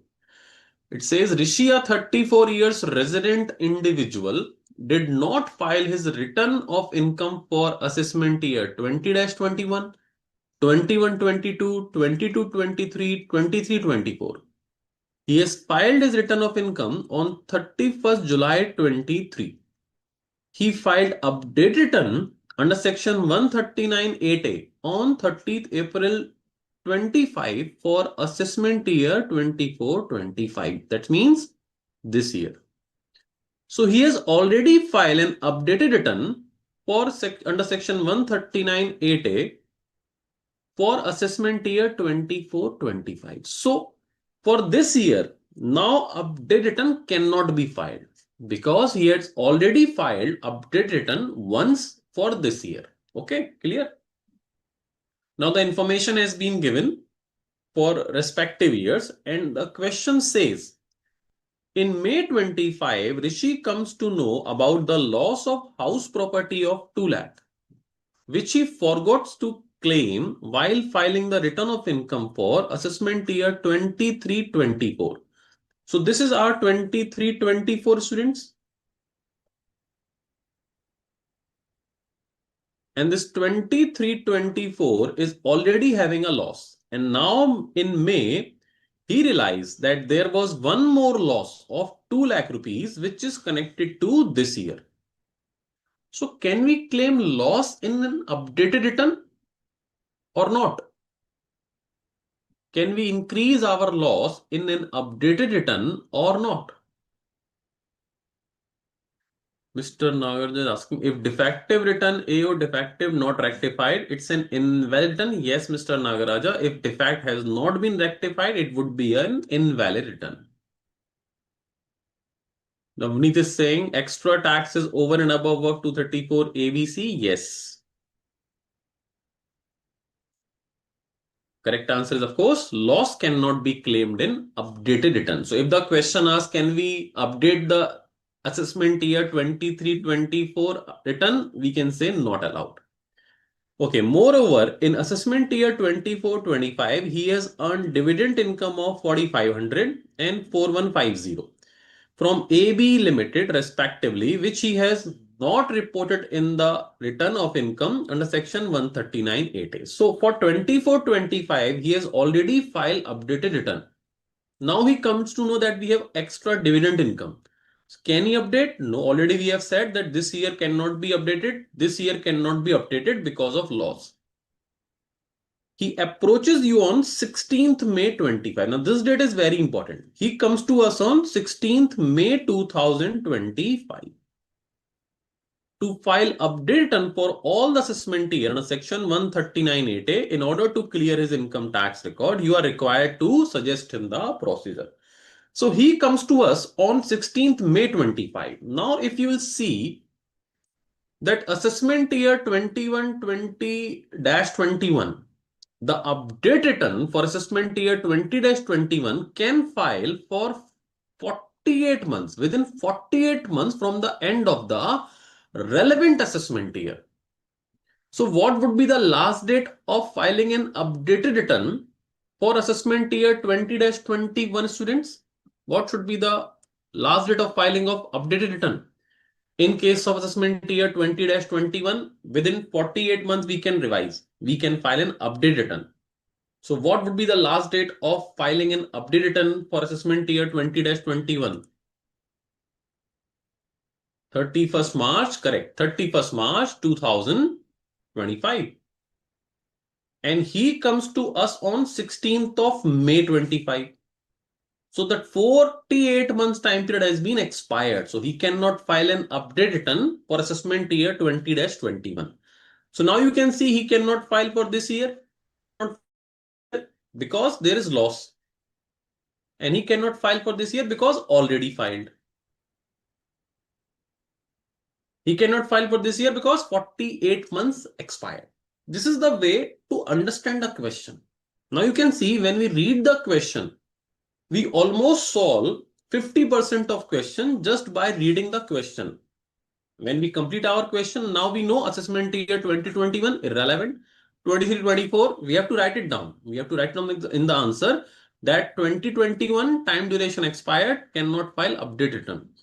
23-24, he wants to claim extra loss. Not allowed, cannot file. 24-25 already filed updated return. So again, cannot file again. Now we have to see the 20-21 and 22-23 provision. If you'll see in 21-22, tax liability on total income has been given 5,60,000. TDS has been deducted 10 lakh rupees. So if he file his income tax return under updated return, so the tax is 560 and TDS is 10 lakhs. So there would be a refund if he filed. That would be 440. And you know that update return cannot be filed if it resulting into refund or the increase of refund. So in that case also not allowed because there would be refund. You can see it's a huge question. If you'll read this question, you will see, okay, this is a very huge question. But can you see what we just did? We just solved that question without even understand that what's the requirement, how we do need to solve. If you read the question properly and apply the provision, you will see how easy it was to solve. Just the basic provision what we have gone through. So the procedure part generally do not apply in the solution. The technical part is very important and we just solving this question by applying the technical provision. Now only 1 year left, assessment year 22-23. So if we want to file an updated return, now you can see this is very interesting case. This is very important case actually.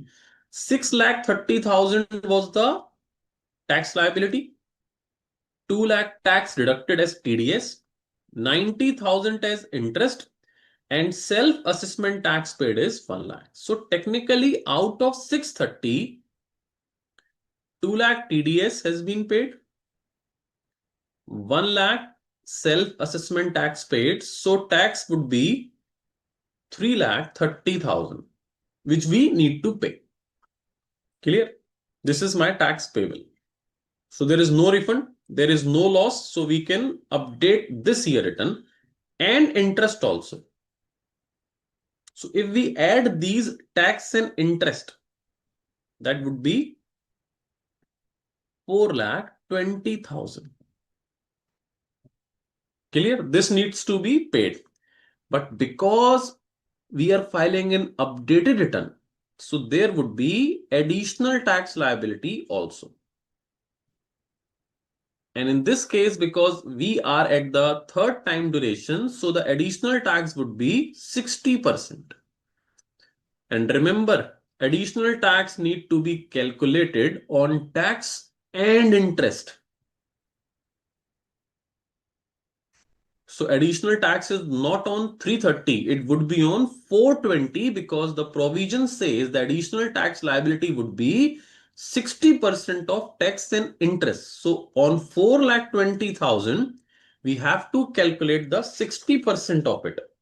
And 60% of this would be 2,52,000 rupees.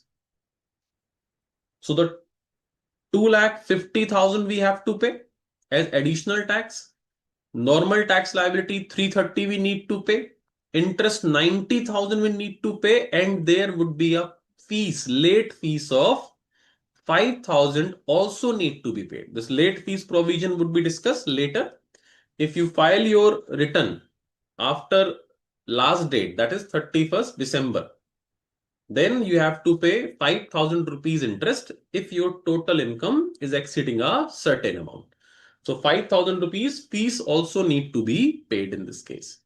So now you will see the solution. You can see the solution is there. Assessment year 2021, they are saying because 5 year has been left, so you cannot revise. 2021, it's saying because refund would be there, so you cannot update return. For 22-23, Neeraj is saying, so we can pay tax. No, we cannot pay in installment. You have to pay tax at the time of filing of updated return. Return only could be filed when you will pay tax earlier. Without paying tax, you cannot file an update return, Neeraj. Now 48 months, 16 May, 24 months has been expired. So during this 24 and 36 months, the rate is 60. 60% of tax and interest, that would be 2,52,000. So 5,000 late fees, 90,000 interest, 330 tax, and 252 additional tax. That is the tax you have to deposit. For 23-24, he wants to claim a loss, which is not allowed. So update return not allowed. 24-25 already filed. So he cannot file again. Now defective return. If you file a return under any of the provision, and suppose there is some defect in that return, you did not submit proper information, you did not write it down the correct tax detail, the correct date of deposit of tax detail, there are some challan number that is not correct, suppose, and department finds that mistake in your return. You did not file it. If you did file, you are going to revise it. But suppose department finds some defect in your returns. The date of tax deposit is not correct, challan number is not correct, amount of tax deposit not correct, etc. So department can intimate you for that rectification of those defects and will give you a certain time to rectify it, generally 15 days. So if you revise or you rectified those defects within the certain time allowed by the department, then your return would be treated as normal return. But suppose within given time you did not rectify the defect, then your return would be assumed as invalid return. Invalid return means it will assume that you did not file your income tax return. Very simple provision. Under this section, the assessing officer has the power to call upon assessee to rectify a defective return. Where the assessing officer considered that the return of income furnished by assessee is defective, he may intimate the defect to assessee and give him opportunity to rectify the defect within 15 days from the date of intimation. Look, earlier return filing process was manual. I believe from 2009 it came online filing of return, I guess. But earlier it was manual. So in manual filing of return, when we file a return manually and submit it to the income tax department, there was a multiple reason of defective could be there. Not signing properly, some column is missing to file, information has not been write it down, deduction has not been write it down at correct place. So there was a multiple reason for those defects. So this section was very relevant at a time when we filed return in manual form.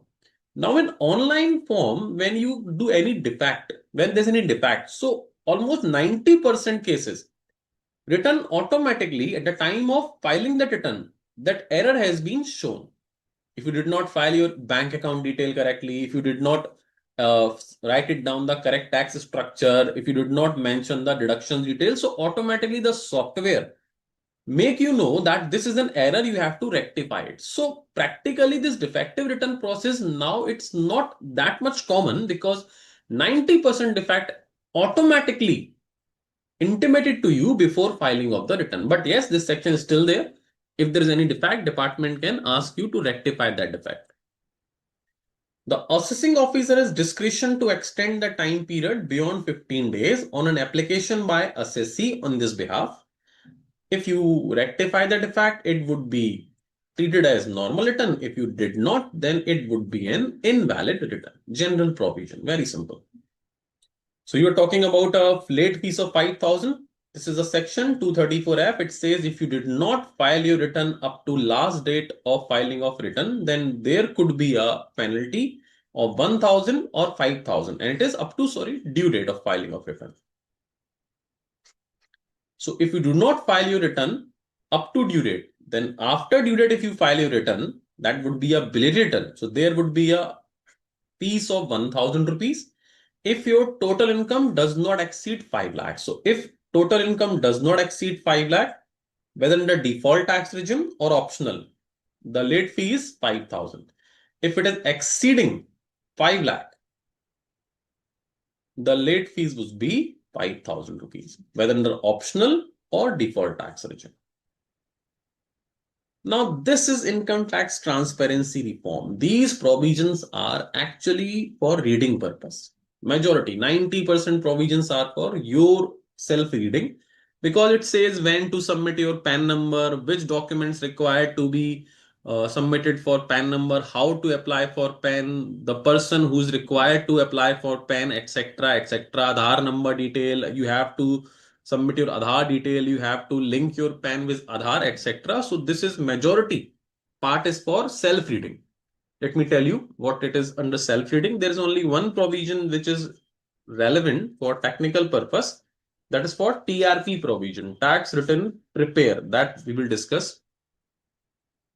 Subsection 1 require the following person mentioned in column who have been allotted a PAN number to apply to the PAN from assessing officer within the time specified. So section 139A says person required to apply for PAN. So this is nothing technical. You have to read the condition, etc. So in our country, who should have applied for PAN? The condition has been given over here. You can read it down. If you fall under any of these conditions, you have to apply for PAN. Even assessing officer if wants. Suppose you do not fall in any of these category, but assessing officer wants to allot you a PAN, then he can voluntarily allot PAN number to any assessee. Okay. So every person who has not been allotted a PAN intends to enter into such transaction prescribed by CBDT has to apply PAN from assessing officer. This is time limit and transaction for which you have to apply PAN number. If you want to get into this transaction, you have to apply for PAN. A person is not required to apply for PAN or quota PAN in this case. So this is not applicable in these cases also. Central government can specify by notification anyone who is outside the purview of this application of PAN, etc.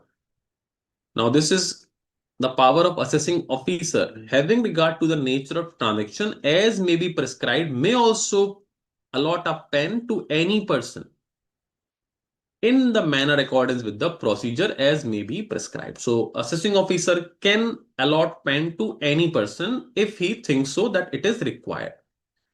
There are certain nature of transaction. For the purpose of examination, these points have been asked multiple times. So this is important. Like these are the transaction for which you have to submit your PAN numbers. Without having your PAN, you cannot indulge in these transaction. So if you want to sell purchase of a motor vehicle, then you have to give your PAN number. Opening a bank account, you have to give your PAN number. Making an application to any banking company or a cooperative bank, you have to give your PAN number for issue of credit card or debit card. So how this question has been asked in the examination, they will give you 5 or 6 transaction and they will ask out of these 6 transaction, explain in which transaction requirement of PAN number is mandatory. So you have to go through these transaction and in examination they can ask any 5 or 6 out of these 18 transaction, I believe. Opening a Demat account, you have to give your PAN number. Payment to a hotel or restaurants against a bill or bills at any one time. If you make a payment to any hotel or restaurant and the payment is in exceeding 50,000, if the payment is in cash, you have to give your PAN number. With travel to any foreign country or payment for purchase of any foreign currency, if payment in cash exceeding 50,000, you have to give your PAN number. Like this point was earlier also under section 139(1). If you travel to a foreign country and payment has been made more than 2 lakh rupees, then you have to file an income tax return. But for the purpose of PAN number, if payment in cash and if it is exceeding 50,000 at any one time, then you have to give your PAN number. Payment to mutual fund for purchase amount 50,000 because not written in cash. So whether it's in cash or via bank, you have to apply for, you have to give PAN number. Company or institution for purchase debenture or bonds 50,000. Payment of Reserve Bank of India acquiring bonds, 50,000. Deposit with a banking company or cooperative bank, etc., or post office. That means FDRs. Cash deposit of exceeding 50,000. No, sorry, not FDR, general deposit into the bank account. Maybe you have practically seen that if you went to a bank or branch and if you have cash to deposit and if the cash value is more than 50,000, then the bank person will ask you for your PAN number. So that is the point number 10. That's why they ask for your PAN number. Purchase of bank draft if payment in cash exceeding 50,000 any one day. This is time deposit. This is FDRs. Amount exceeding 50,000 or aggregate to more than 5 lakh during a financial year. One or more prepaid payment instrument as defined in the policy guidelines. Payment in cash or bank draft or pay order aggregate more than 50,000 in a financial year. Payment of life insurance premium exceeding 50,000. A contract for sale purchase of security exceeding 1 lakh. Sale purchase by any person of shares of a company not listed if amount exceeding 1 lakh per transaction. Sale purchase of immovable property if exceeding 10 lakh rupees. Sale purchase by any person of goods or services or any nature other than those specified at so and so, if any, amount exceeding 2 lakh rupees. Minor to court PAN of a parent or a guardian. Declaration by person not having PAN. This is for your reading purpose, student. Rule number 114B not applicable if there is government. If governments are doing that transactions, what we have seen, 18 transaction, if government is the party, then they not required to give PAN number. Even out of those transactions, if you are a non-resident, then for point number 1, 2, 4, 7, 8, so and so, in these cases, not required to give your PAN number. Again, intimation of PAN, these are all for reading purpose. Requirement to intimate PAN, this is just a procedure thing. I believe this just is for reading purpose, students. And the technical part we have discussed. So you have to more focus on the technical part, but you have to read it these provision. If there would be any confusion, then you can ask, not an issue. Miss N. Maria is saying, sir, good morning. Please provide the link of WhatsApp group for student. I know that my question is not regarding the current topic, but please kindly provide me. Kindly mail Miss N. Maria to the BUS. They will provide you the, I believe, the WhatsApp number of the group. Okay, so these are the reading part, power to make rules, forms. Then you have to submit your Aadhaar number also. You have to link your PAN with Aadhaar. There are certain penalties. You can read these penalties also.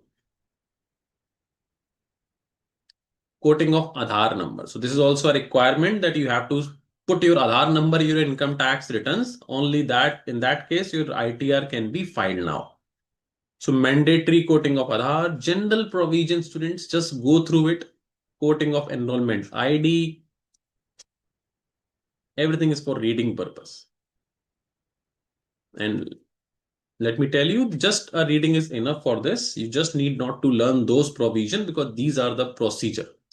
This is important what we were discussing. There is a scheme for submission of returns through tax return preparers. So you can see, or you can say it's like an agent of income tax department, not in the technical sense of agent. The income tax department or the government has introduced a scheme that if the person wants to file his return of income, then we have appointed some TRPs, tax return prepares person, who will help them to file their income tax return. In the case of agent, generally the provider will give them commission, but there is no commission rule in this TRP case. Government started a scheme. You have to give you examination, and if you qualify, then you could be a TRP and you can file return of individuals, etc. But there is no commission base on the basis of return. There is some incentive on the basis of tax deposit by the client if I am a TRP and if I am filing a return of income of a individual, etc. And if they are paying tax, then on the payment of tax base, there should be some incentive to the TRPs. There is no salary from government, there is no commission from government. So who can be a TRP? Who cannot file return as a TRP, and what kind of return cannot be filed as a TRP? This is the part of this scheme. So this section provides that for the purpose of enabling any specified class or classes of person to prepare and furnish return of income, the CBDT may notify a scheme to provide such person may furnish their return of income through a TRP, authorized to act as under a scheme. The tax return preparer shall assist the person furnishing the return in a manner and will be specified in a scheme and shall also affix his signature on the return. So there would be a column of TRP. He will sign that place TRP. A TRP, who can be a TRP? Means any individual other than. So these cannot be TRP. Any officer of a scheduled bank with which the assessee maintains a current account or has other regular dealing. Suppose I am an assessee. I am maintaining a bank account in State Bank of India. Clear? So my current account is there. So any officer of that bank cannot be the TRP for my return. The reason is income tax informations are confidential. So if he is the employee of a bank in which I have maintained an account, so he will have all the knowledge of my books of accounts, my bank statement, etc. So there would not be any confidentiality maintenance. So that's why he cannot be the TRP of my return. Yes, if I have account in SBI, then another officer of Bank of Baroda or any other bank can be a TRP for my returns. Okay. Any legal practitioner who is entitled to practice in any civil court in India. So the advocate, etc., cannot be the TRP. An accountant, that means a chartered accountant, etc., cannot be the TRP. An employee of the specific class or classes of person. So an employee of a specified class or classes of person cannot be the TRP. So in the detail form, if I'll explain this point, it says if that is a company or if there is any business which is in company or any just business, those conduct audit, their employees can be a TRP. They can be TRP, okay? They can be TRP. Employees of a company or any other organization like individual partnership from business whose accounts are required to be audited. So these organization employee can be TRP. Other employee cannot be TRP. Like there is in business, a partnership firm whose books of accounts are not required to audit. So the employee of that partnership firm cannot do this course of TRP. But if there is a partnership firm whose books of accounts required to audit, then their employee can be a TRP. If there's a company, whether audit or not, their employee can be TRP. Who has been authorized to act as an TRP prepared under the scheme. A specified class of person has been explained. The point number 4 detail has been explained over here. Then a company, etc., for books of account, etc., has been audited. We have discussed that. The scheme notified under the said section may provide for the following. The scheme will say the education qualification, the manner, the code of conduct, the duties and responsibility, etc. Applicability of the scheme, this applicable to all eligible person. Eligible person being an individual or Hindu undivided family. And any individual who has been issued a TRP certificate and a unique identification number under the scheme by the TRP to carry the profession of TRP. However, the following person are not entitled to act as a TRP. We have discussed that legal practitioner, etc. An eligible person, preparation and furnishing of return by the income tax by the TRP may at his option furnish his return of income under section 139 for any assessment year through TRP. However, the following eligible person an individual or a HUF cannot furnish a return of income for an assessment year through a TRP.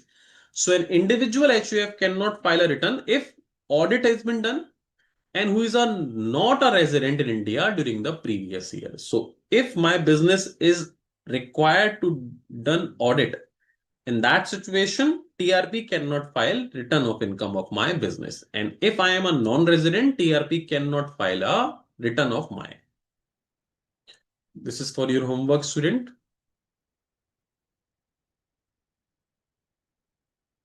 Who will sign the return in circumstances not covered under point number 2, 3, and 4? The individual himself will sign the return.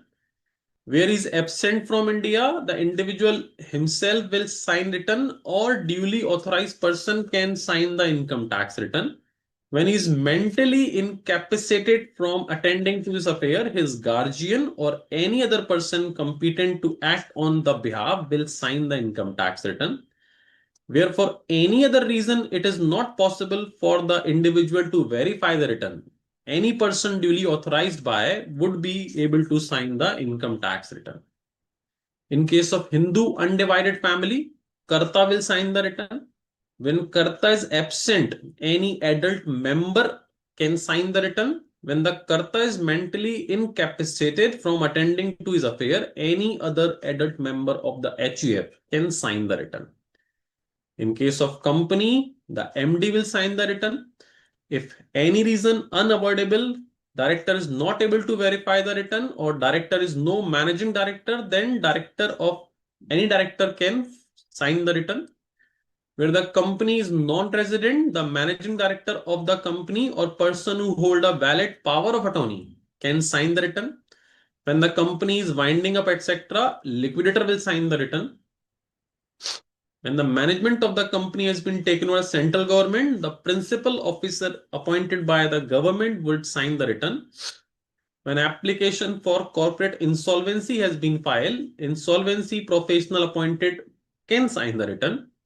In case of partnership firm, managing partner will sign the return. Where for any reason he is not available, any partner of the firm not being minor. Where there is no managing partner, any partner not minor can sign the return. This is important in case of LLP. In circumstances not covered, designated partner will sign the return. Where designated partner is not able to verify and there is no designated partner, any partner of the LLP or any person can sign the return. For local authority, principal officer, political party, chief executive officer, any other association, member of the association, any other person, that person or some other person competent to act on this behalf. So though that was the chapter of return filing, etc. Let me see if there's any query. Then we will solve some questions from test your knowledge. And when we will discuss test your knowledge, you will understand the procedure part is not important. The technical part is only important. The procedure, that quoting of Aadhaar, etc., how to obtain Aadhaar number, etc., that is not that much important for the purpose of examination.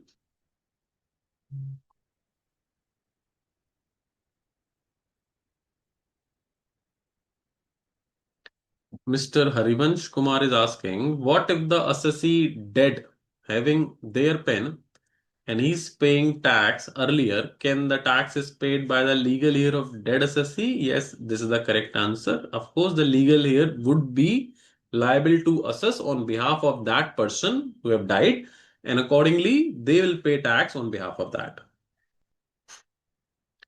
In HDFC Bank, they not want PAN number for deposit of 1 crore rupees. They will ask more than 50,000 in cash. If you deposit via online mode, then of course they will not ask. But if you will take cash and wants to deposit, they will ask for your PAN number definitely. Sir, if a person did not file it earlier, filing belated ITR, then basic exemption limit any penalty. If you'll file belated return after due date, there would be a late fees of 1,000 or 5,000 as we discussed under section 234F. TRP can do audit? No, TRP cannot file return of income of a person even whose audit is required. Audit can be done only by a chartered accountant. Next. Okay, let's solve some questions from this chapter. And as I have asked you to please revise the provisions, because from tomorrow and day after tomorrow, we have class for chapter 9, that is calculation of total income and tax liability. So I have requested you to please revise chapter 1 basic concept, the rates part, the surcharge part, and please also revise that integration of agriculture income with non-agricultural income. Okay. And then I have asked you to please revise PGBP provision once and uh, capital gain also. If possible, revise some salary topic also. But I believe in case of salary, you have already remembered the provisions of house rent allowance, etc. But if you want, you can just go through with the salary provision general mode. That would be easy to make. It was easy for me to make you understand. And that would easy for you also, because when we will calculate tax, we are not going to show the up to 4 lakh exempt, then balance is 5%, then 10%. So please go through with yourself. That's why we will directly calculate the tax, directly calculate the surcharge, etc. in from tomorrow's class. Now state with reason whether you agree or disagree with the following statement. Return of income of LLP, like we just discussed the provision regarding signing authority, return of income of LLP could be verified by any partner. Is it true or false? So in case of LLP, there is a requirement of designated partner. Only designated partner can sign the return. But if there is no designated partner, or he is absent, or in any case, there is not possible to sign by the designated partner, in that case, any other partner can sign the income tax return. Clear? Time limit for filing written under section 139(1) in the case of Mr. A having total turnover of 160 lakh, out of which 100 lakh received in cash. This is for due date. They are asking for due date. For year ended 31st March 26, whether or not declaring presumptive scheme. So we have to give the answer in both ways. That suppose in this example, if he declaring his income under 44 AD, then we have to tell what should be the due date. If he does not fall under 44 AD, then what would be the due date for this assessee? Under section 44 AD, if your turnover is 160 lakh, if your turnover is 160 lakh, and out of which 100 lakh is in cash and 60 lakh via, of course, account pay accounting transaction. So we have gone through with that under section 44 AD. On cash transaction, you have to declare your profit at least 8%. And on this, you can declare it 6%. So that means 8 lakh and 3.6 lakhs. So I need to declare at least my profit or income 11.60 lakh. So if I am going to declare my income 11.60 lakh or more than that under presumptive taxation scheme, I have to declare my income at least 11.60 lakh. So if I'm ready to declare my income 11.60 lakh or more, in that case, my due date of filing of return would be 31st of July. And suppose if I want to declare, I do not want to go for section 44 AD, I want to declare my income less than 11.60 lakh. Then what do I need to do? I believe you must have gone through this provision under section 44 AD that if assessee wants to declare his income less than the specified limit under section 44 AD, then what do we need to do? We have to fulfill some condition. What is the main condition if you want to declare your income less than the specified percentage which has been defined in presumptive taxation scheme? Who will tell me?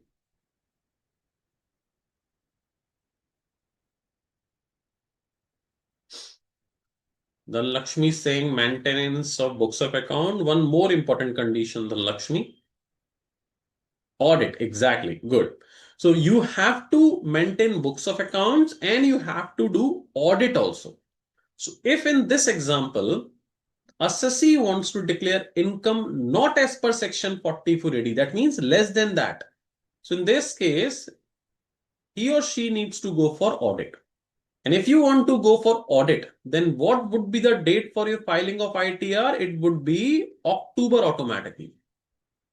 So if you want to declare as per section 44AD, the due date for filing of ITR would be 31st of July. And if you do not want to show your profit up to as specified limit under section 44AD, and then you have to go for audit. And once the audit is applicable, the date would be automatically 31st of October in this case. Clear? Okay. Next is Mr. Vineet exercised the option of shifting out of the default tax regime provided under section 115 BAC 1A and submit his return of income under the optional tax regime on 12 July 26 for assessment year 26-27, consisting of income under the head salary, income from house property, and bank interest. He realized that he had not claimed deduction under section 80 TTA in respect of interest income on saving bank accounts. He has already filed return on 12 July, but he forgot to claim section 80 TTA deduction on the saving bank account interest. He wants to revise his return. Can he do so? Examine. Would your answer be different if we discover this omission on 21st March 2027? So let's solve this question over here. So what is the situation that Mr. So-and-so filed return on 12 July 2026? He forgot to claim the deduction under section 80 TTA. Now he wants to revise his return on 21st December 2026. So first of all, you should understand what should be the last date for revision of return under section 139(5). So you can see he filed his return on due date, before due date. Due date would be in this case would be 31st July 26 because there is no business income, no audit case. So he filed a return before due date. Now, can you tell me what should be the last date of filing of return? For revising the return, the last date would be, we have gone through with the provision, fixed 31st December 26 or before completion of assessment.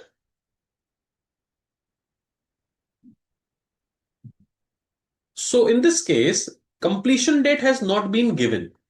So the last date of revision would be 31st December 26 and he wants to revise on 21st December 2026, which is before the last date. So yes, he can revise. No issue. But now the second part of this question says, suppose if the assessment has been completed. Now assessment date has been given in the question. The question says, suppose the assessment has been completed on 21st March 2027.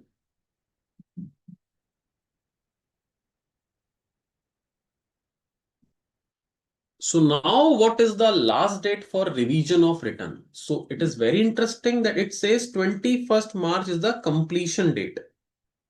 Listen very carefully, students. This is a completion date of assessment and the provision says before completion of assessment. So for the purpose of comparison, this date would be 31st March 26 and this date would not be 21st March because on 21st March 27, sorry, on 21st March, no, sorry, completion has not been done. It says, suppose he wants to revise this on 21st March 27. No completion information has been given in the question. The question asks, if he wants to revise on this date, the answer is yes. If he wants to revise on 21st March 27, the answer is no. completion date not given in this question. Sorry for this part. So the same question is for two dates. If this is the date, this is before last date, you can revise it. This is after 31st December 26, so cannot revise.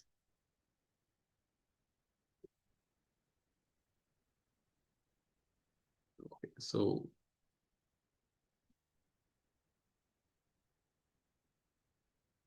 question number 3, you need to try yourself. Question number 5 also you have to try yourself. And you can see like the question number 5. This is the transaction and they're asking for those transaction. You have to give your PAN number or not. So those 18 transactions we have gone through.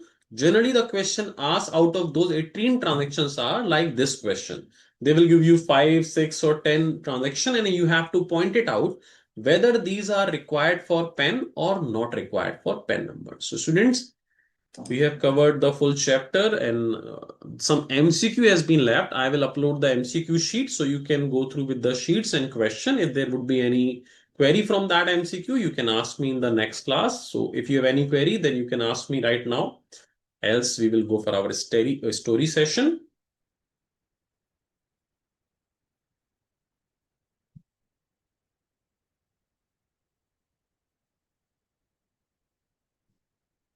Is there any query, students? I know it's difficult when we are taking a class and this is the only class, a single class for the topic. So you won't have time to revise the provision. So query would be only when you revise the provision. So you can ask me your query regarding this chapter tomorrow also if you want. Okay. Harivansh is saying, what is the consequences for not filing tax by debt assessee? The legal here would be responsible for any tax liability. So as a legal here, you have an asset. You have the benefit of a deceased person, his property is asset in your name. So that does not mean that you will only take the benefit. The liability is also upon you. So if there's any tax liability, then any penalty, tax liability would be upon the legal here.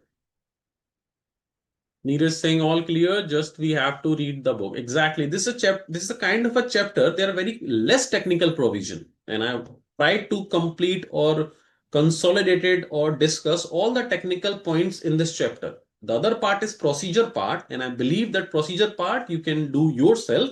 If there would be any problem, do not worry, I am here. Question number 3, page number 7.88, TCS. Can you explain TCS question 7.88. Let me see, Dhanlakshmi, what it is all about.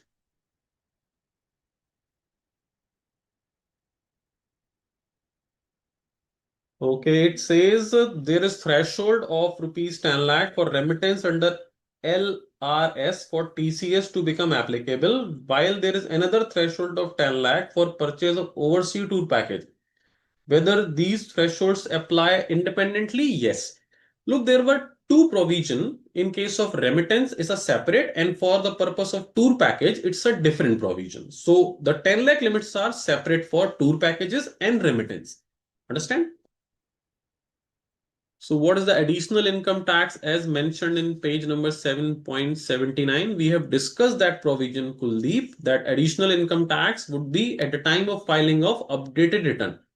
So whatever would be your tax liability at the time of filing of your updated return, on that tax liability plus interest, you have to pay the additional of that tax and interest would be as your additional income tax liability. In question 1, it says it's combined. That is for remittance. There are 2 points in remittance also, education part and other than education. For education and other than education, remittance purpose, 10 lakh rupees is combined. But for first point in which they are talking about the tour package 10 lakh is different. And the education and medical treatment, etc. for those 2 points, the limit is combined. So there is difference. If you go through with the provision of remittance, you will see on page number 7.85. The first point, this is for package tour, in which 5% till rupees 10 lakh and 20% thereafter. So this is separate 10 lakh concept. And for second point, the 10 lakh limit is in combined.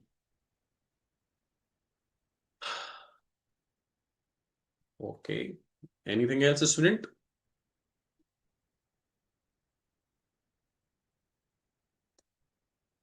कहानी सुननी है नीरज को।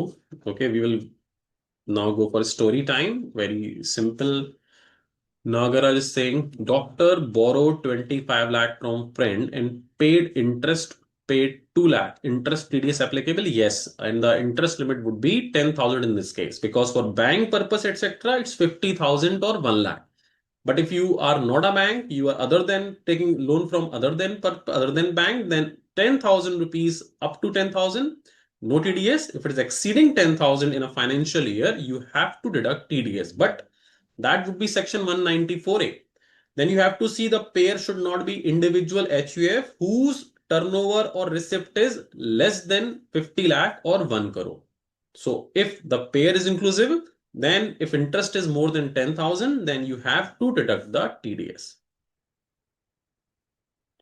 तो बच्चों story ऐसी है कि एक साधु थे, एक साधु महात्मा, वो एक गांव में जा रहे थे और उन्होंने देखा कि उस विलेज में बहुत सारा लोग कंस्ट्रक्शन का काम कर रहे हैं। जगह जगह बहुत सारा कंस्ट्रक्शन का काम चल रहा है और उन्हें ये समझ नहीं आ रहा था कि ये कंस्ट्रक्शन का काम किस चीज के लिए। तो बहुत सारे वहां पर जो कारीगर थे, जो वर्कर्स थे, वो काम कर रहे थे। तो वहां का जो सबसे बड़ा उन्हें लगा था कि ये कॉन्ट्रैक्टर है।